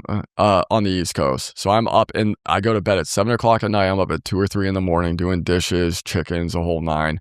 So I take a nap in the afternoons every day for like an hour. And while I'm asleep, I have a dream about you coming to my house to get provolone and prosciutto. It was prosciutto. It was provolone and prosciutto. I only had mozzarella. And you and I were sitting in the living room and we were BSing about music. And I wake up and the very first thing I see is your response. Now, again, just weird stuff. But that happened. There's other weird stuff that has happened too. That is very direct. Like, I don't want to call it prophetic dreaming, but it is. Yeah. But you sense when people are about to pass? That is true, yes. That's wild. But they have to be family or very, very, very deep friends. And that's so crazy. I believe that's the quantum mechanics. I think that... Yeah. You're entangled with them. I do. My soul, your soul is friends, or if significant other, family, I think that the imprint of us changes each other. And I've been hunting down genetics. So I think the quantum entanglement, the human soul, and genetics are all entwined. And I think that you are a reflection of not just who you are genetically, but society. Like, don't blame me what the streets made me stuff, but also who you are genetically is you. I think that your loved ones and your friends and significant others, their soul and their being impacts you. And once that happens, when they disappear, because I felt it, that part of you that impacted, if you're in touch, you can sense it when they go to the other side. And I've seen it. Yeah. And I don't even think that's that woo-woo. There's a neuroscientist named Dr. Tara Swart who does a lot of work on this. And her husband actually passed under unfortunate circumstances. And then I think a bunch of doves showed up at her house. And this is like a thing. Sometimes people, especially who are terminally ill, will come up with like, give me the sign that you're going to come. Yep. And I off record, I'll tell you some of the other stuff, but it's a thing. That's so wild. It's so interesting. And when you told me your synchronicity around the dream you had about me, I told you one. Yeah, which you is did. That, it's really trippy. So my girlfriend's a big Red Hot Chili Peppers fan. I'm a fan, but I'm a little more, casual of a fan of theirs. And randomly, I had a dream about Flea, the bassist, the famous bassist, texting me. And in my mind, he was texting me. He was like, hey, we should catch up. I don't know how I had his number, but like, it was like he was interested in UFOs. I was like, oh, occasionally celebrities will reach out because they're interested in UFOs. I was like, okay, maybe he's, just one of these sort of, people or whatever. And so I wake up and my girlfriend's, in the room, and I'm like, you wouldn't believe it, but Flea texted me in my dream, and she freaks out and she's like, no way. What did you just say? I said, Flea texted me in a dream. Yeah, you're a Red Hot Chili Peppers fan. She was like, I was just thinking about him on my walk because I was wondering if he was a UFO, into UFOs. It's consciousness, man. I mean, they're again, what concerns me is with this field and with remote viewing and knowing the CIA, they have a tendency to take the truth, extrapolate it to insane circumstances publicly to diminish the truth, and they just go full into town. But it's a thing, dude. This is very real. Well, the issue with talking about mind control stuff is it's impossible to end the implications of that, because if you can replace false memories with real ones, and then the person can never know what's real and what's false, which is true. A neuroscientist named Dr. Wilder Penfield, who's involved in early mind control stuff, shows that this is true in mice. I'm sure it's true in humans as well. Yep. You have all sorts of Mandela effects where people sort of remember, different pasts. The famous one being, some people in South Africa remembered Mandela dying in jail in the 90s. There's no end to that conversation, because then you end up with, especially where there isn't physical evidence involved, literal air pockets of consensus reality in the past. Yeah. Well, now, Jesse, let's get even crazier. Yeah. If you accept that time doesn't exist outside of our reality of it, which speed and gravity prove that time can be manipulated, how do we know all of us aren't just operating in a mind control right now? And I hate to do it, but again, I'm looking at things through what are factual, what can we prove, what do I know? what is intent? Well, there's no way to prove that that's not true. And then know. you go into ancient stories, in know. Islam, for example, of jinn, where they'll literally change variables in reality. Back to my weaponized interview when I said call them angels, demons, or jinn. And then you look at interpretations of quantum mechanics, and Schrodinger saying if you measure a particle in the present, it changes its past. Yes. And this idea that a lot of people who study parapsychology, by the way, elite universities, Princeton, Stanford, Duke, they'll come out of these, research programs and they'll say, it seems like there's a constricted present. So if you have, 1 or a 0, it's usually a 1 or a 0 in the present. We've collapsed the present into sort of a real reality. And then you have probable futures. And then this is where it always trips people up, but probable past. Yes. And it's almost like the mind is like a stylus on an LP player. Yep. And it's choosing a track, but all of the tracks coexist all at once. They do. And again, like one of the big things within Catholicism and this, everything in nature is reflected in the spiritual. So like a big thing is a conch shell, the spiral. And you get into this whole thing. And then you think about the universe. All of us are circling around a sun. And you have it happening scientifically, but where are you at in it? And unless you can scientifically get outside of it to view it, you have no idea where you're at while it's happening.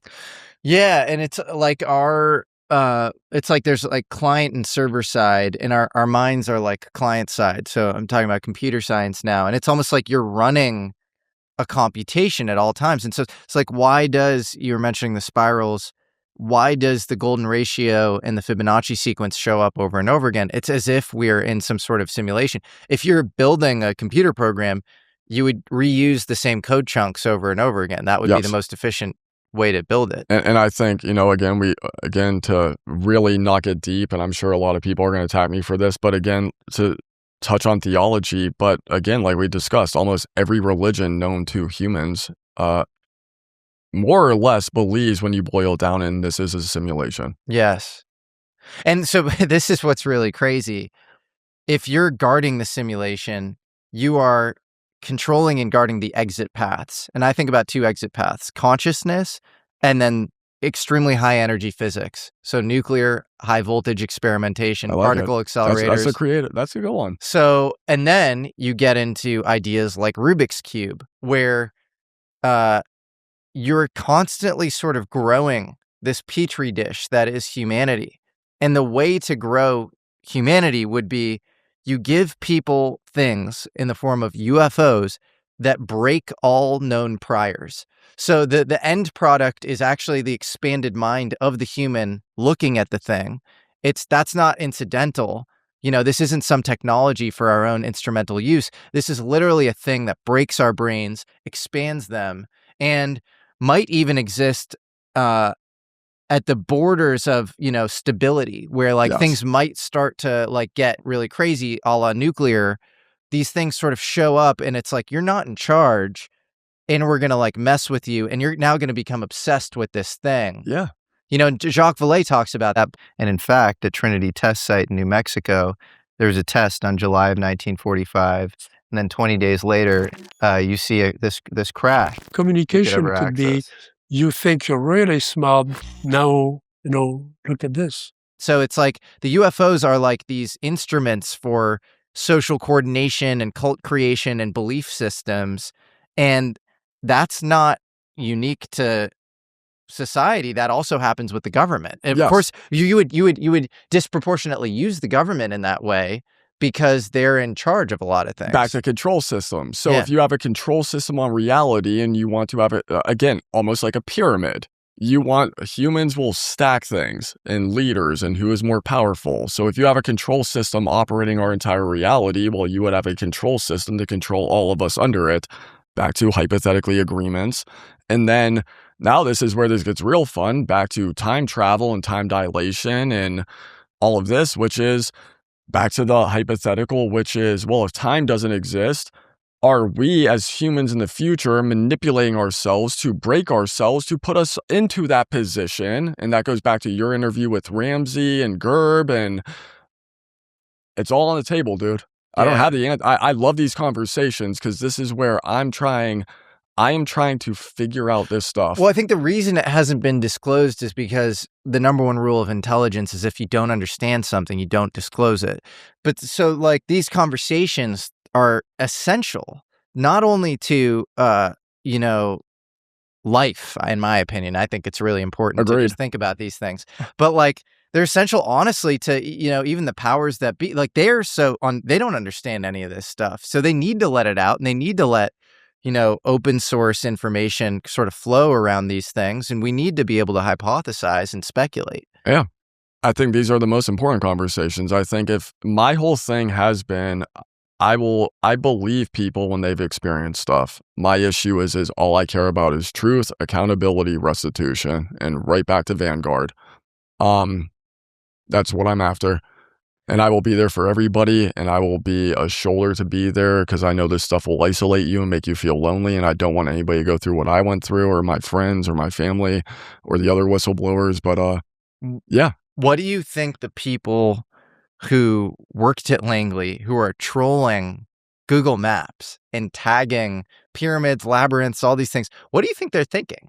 I think some of them are like maybe flirting with it, just like, oh, like a little signal here and there, like, oh, check out this. Like, again, all of us have like trolled, so I don't know what they're doing. It's real, but I think that it's just them like joking around with each other. It could be nothing, but I know it's there. So if you go on Google Maps and you go to NASA Langley, there are people who seem to be employed by intelligence agencies and other government organizations that are tagging Google Maps in that region 100%. With labyrinths and pyramids and all sorts of crazy rocks. Yes. So I screenshotted these years ago. So one of them is this one. So here's NASA Langley Hypersonic Facilities Complex. And this is probably 3 years old, and you can see the labyrinth clearly. Oh, yeah. It's a frigging maze. Yeah. Now, I screenshot this years ago. Now, if we go back over to Google Maps and we go to NASA Langley right now, and you can see it, you have that photo of the building, and right next to it in Google Maps is that. Like, you can see it. It's clearly there. That is a screenshot. If you go there right now and pull up the photo, they erase that photo of that labyrinth, and the only photo attached to the facility is the facility itself. Can I see the maze real quick? Yeah. Because that thing looked weird. Whoa. So again, I'm not saying anything about, I'm just saying that's a real thing, and somebody erased those pictures. And I have pictures saved of these rocks. I have pictures saved of like pyramids and crap all over the NASA. Can I see the pyramids and the rocks? I'd have to find it. There's the rocks, and that's one of the dudes who works there. I want to be careful with that. Okay.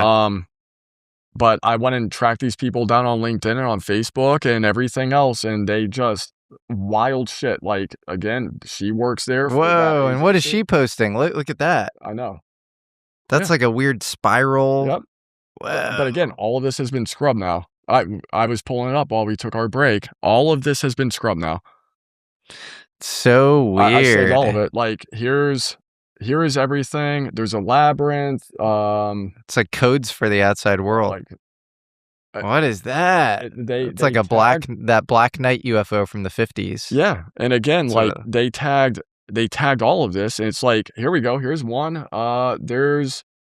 There's one of the Egyptian pyramid things right there. That's tagged in under that agency at NASA Langley. They were just tagging shit and posting these wild pictures all over the NASA facility, and they work there years ago. And now all of these images were scrubbed. Again, I don't know what it means. I just know it happened. That is nuts, man. Did you ever meet anybody while working there where you were like, you're on something trippy? Like you know more about reality than me. My old tech sergeant who I worked with, who was a load master, he clearly knew something. He was very adamant. He's like, Dylan, I care about you. Don't talk about this. You will destroy your life. Really? Yeah. And then when I was at BAE, one of the older guys who worked for archives, had a TSSCI, and made his way to the intelligence community as a government employee. He knew way too much, and he was the same way. Like, dude, you got to watch yourself. They don't want you around. Like, I don't understand. It's like, why are there such harsh kind of allergic reactions to?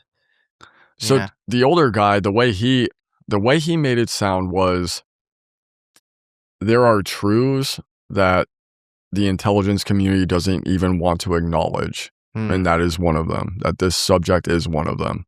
It's like the dirtiest of the dirty little secrets, and they don't want it out.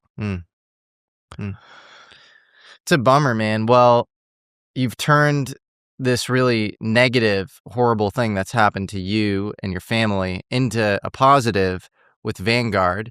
So you have this project with Matthew Brown. Yep. And it's to protect other whistleblowers. That was the hope. Tell me about the project and tell people who are watching this, because hopefully a lot of people watch this, how they can support. Yeah, we have the website up. The donation page is out there. We're still trying to keep this a little DL. So to be fair too, and be clear, Matt and I discussed this years ago. There are multiple people who are supporting this, other whistleblowers. I don't want to name them. I want to be respectful, and if they want to talk. And then there's civilians. We have an incredible group of people who are just like, this needs to come out. We believe in this. We want to help. I know Jeff has recently fully come on board. I think that's okay to say. Jeff. No, to Sully. Okay, nice. So, we talked to other whistleblowers, like I said. I would love to name them, but I want to be respectful. I didn't have permission. I'm acknowledging Jeff because Jeff said I'm all in. The idea is to help whistleblowers and their families medically, financially, spiritually, emotionally. This is traumatic. You guys, we've all talked about it. Journalists and experiencers. I don't think you make it through this without coming out the other side and having a little bit of trauma and a little bit of like, what is happening around me? You know what I mean? So the idea is we want to work within the medical community. We want to make sure people who become whistleblowers and have been whistleblowers don't lose their houses, which has happened. They don't have to move, which has happened. This isn't some get rich quick scheme. We're not Michael Shermer getting paid $30,000 a speech. We are literally trying to make sure whistleblowers' kids get food. Yeah, and something else, I know in the long run, hopefully disclosure happens. Hopefully they acknowledge this is true. Hopefully we get legislation. Hopefully you get restitution in all facets. This isn't just about money. Like this, when people talk about ontological shock, and this is something that Matt and I and others have been trying to explain to the scientific community, especially the medical community, is this is going to happen. And you have a group of people with Dave and all his witnesses, and me, and Matt, and Herrera, and Barber, list them. You have a group of people who not only are experiencers, but they also are whistleblowers. If you want to understand what this does to the human psyche and how to help humans, we're the perfect control group. Are we not? Like, yo, you guys not only witnessed it and were in this, you guys also stuck your neck out and said, I'll die on the sword. Let's go. So the hope is that we can get this done, and hopefully it leads to disclosure, and hopefully in the interim we exist, but we really want to help out humanity and the experiencer community on the back end, because we're trying to help people dealing with it now while this is taboo. So that's the idea, man, is just to help people and hopefully get them jobs and make sure they can have a safe place. And, I'm focusing on the past whistleblowers now. The future are like, hey, guys, if you come forward, we'll make sure you're protected. Here's what you need to be aware of. They're going to dox you. They're going to harass your family. They're going to pull photos. So scrub your internet history. Pay for this cleaning service. Let us know if you feel safe who you want to talk to as a backup plan. Dead man switch. Basically laying the infrastructure for anyone to come forward and get them in touch, especially while Dave is working with Burleson's office. Get them in touch with people to say, we went through this, and we went through this when nobody was around. I mean, this is a madhouse. It's still a Wild West now. At least giving the future people an opportunity to not go through the BS we went through. So that's the idea. I love that mission, man. And I hope that, in your quest to help others, you don't forget about yourself. I appreciate it. Yeah, because you went out on a limb and you landed in a rough spot. And I'm sorry on behalf of the country. I think it's really whack given all you went through and, all the service. You're going to choke me up, Jesse, so I appreciate it. I love you, man. I love you too, man. And I mean that. And especially after everything you went through, to get gaslit on the service itself and then to bump into the UFO stuff and then come out and then and then to testify before Congress, which should be this sacred body intaking your information and acting on it. That, what's funny is I will let Jeremy tell that story when the time is right, is even that is a crazy story in and of itself. Interesting. Okay. Crazy story. Well, I look forward to Jeremy telling it. And, man, this is gnarly, but I really do hope that you do take care of yourself, because you did land in a rough spot. You weren't treated well by the country, and I know you'll be vindicated. So, and I think in your lifetime. So I hope so. I hope all of us are. I want to say a couple of quick things. Is I love everybody. It means the world. Choking up thinking about it. Oregon contact. Friends of mine in the IC. They'll come up and be like, hey, you're a hero, whatever. I'm not. I think of Dave and Matt and the rest of these guys. Like, I did what I had to do. They created me. That's the irony, is everybody else was like gung-ho, like, I'm doing this because it's the right thing to do. And I did the same thing. But for me, it was, I have to do this. You created this problem for me. Yeah. But it's just, it's not cool that, you're living in, a place where it's, relatively affordable and inexpensive to live. But every time I call you, it's like, I'm getting Chick-fil-A and we're leaving some leftovers out, and you're kind of you're living very frugally, and your wife and you have a master's degree, are both extremely qualified, and you're in this like kind of what's the best way to put it? You're in purgatory. Yes. Yeah, you're in That's purgatory. what it is. Yeah. Yeah. I mean, that sucks. There's a lot of us in it. I think only a handful of us who are in this situation publicly known made our way into positions where we are employed. The vast majority of the whistleblowers in the past, you either go into this subject and you go full tilt, or you're SOL.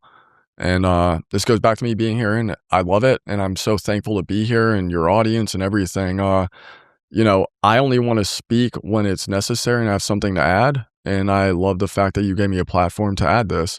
I think all of this is important. I wanted to get out here for Vanguard and trying to make this work. It's crazy. It's crazy times. Crazy times for sure. And on a light note, I know you're a hip hop head. We were just talking about that. What who are your top 5? Oh, that's easy. M, Nas, Jadakiss, Andre 3000. Wow. Okay, who do I want to throw for 5? Oh, now we're getting fun. Maybe B-Run. I don't know. I might go old school. I might go like way old school, but I don't know. It's a deep cut. Definitely the top 4 are locked in. But you'd go B-Run over Biggie and Tupac, and okay, this is just yours. No, cool. You know what? There you go. I completely Tupac's number 5. There you go. Okay. And Nas, Jada, Andre, Tupac. There you go. It's a great top 5. I love it. It's a good top 5. Absolutely. What's yours? What's my top 5? Yeah. Oh man. Let's see. I would say Jay-Z's amazing. I know he's been in the news for some not so great reasons. So, as an artist, he's amazing. Who else? As a producer, we were talking about Kanye, 100% top. Kanye's 1, Dre's 2. As a pure rapper, I wouldn't say him. I mean, I think Rakim's underrated. He hits so hard. Yeah. I think Biggie's amazing. I like him. Tupac's more raw passion, but Biggie's I like smooth. lyrics. Yeah, Biggie's got the flow. I go for lyricists. Yeah. For me, that's where I run. Yeah. Who else? Man, you embarrassed me with that Biggie Tupac. Completely out of my mind, because I'm so focused in that world. I've been listening to Jewels, and we were talking about yeah, Diplomat. Yeah. I mean, I think Nas has got to be up there too. I mean, just because of Illmatic. I mean, and Stillmatic, back to back, dude. Those two were great, and then after that, it definitely went a little downhill. I actually liked a couple of his recent albums, but he had a couple hits in there for sure. Actually, you know what? Let me throw Ice Cube is an honorable mention. Ice Cube has had some disgusting songs late in his career. You know how we do it, and It Was a Good Day. He was in NWA, obviously. Yeah. He was amazing. Yeah. Yeah, man. I know. You're making me go back. I'm going through all these songs in my head because I've been doing classic rock and I've been doing more New York rap lately. Yeah. So I'm like all over the place. I've been really killing this Capital Cities Pink Floyd Tupac song, Breathe. It's a remix. Oh, shit. So Capital Cities produced it. It's Pink Floyd Breathe with Tupac Breathe. Disgusting. We'll have to listen to it. This is some California driving down the highway convertible music. Oh, it's awesome, dude. Sounds amazing. Oh, it's good. I'll get on it. Hell yeah. Dylan, I appreciate you, man. Go check out Vanguard. What's the website? It's at vanguard.org. I know Matt had thrown it up. It's on Twitter. Vanguard.org. So on some real stuff, we have a social media team. This goes back to support, and I want to give a shout out to everybody who supports us. We love you. I know a lot of you guys don't want to be known, and I understand, and I hope one day all of you, I'm going to cry again. I hope all of you guys get all the respect in the world. Yeah, awesome and if you're out there and you have any disposable income and you really care about, the story resonated with you and it's of a variety, it's not in isolation, please donate. Agreed. And then one more quick one, if I can add to that. Yeah. Yeah, hold the government accountable. Yeah. Hold them accountable. Definitely hold them accountable. Yeah. I mean, there's an endless laundry list at this point to hold them accountable for, things they've done. But, thank you, man. Jesse, it's been a pleasure. I love you, man. You too. We're gonna go chill? Yeah, let's go chill. Hell yeah, let's go man. Eat some steaks. Love you. All right.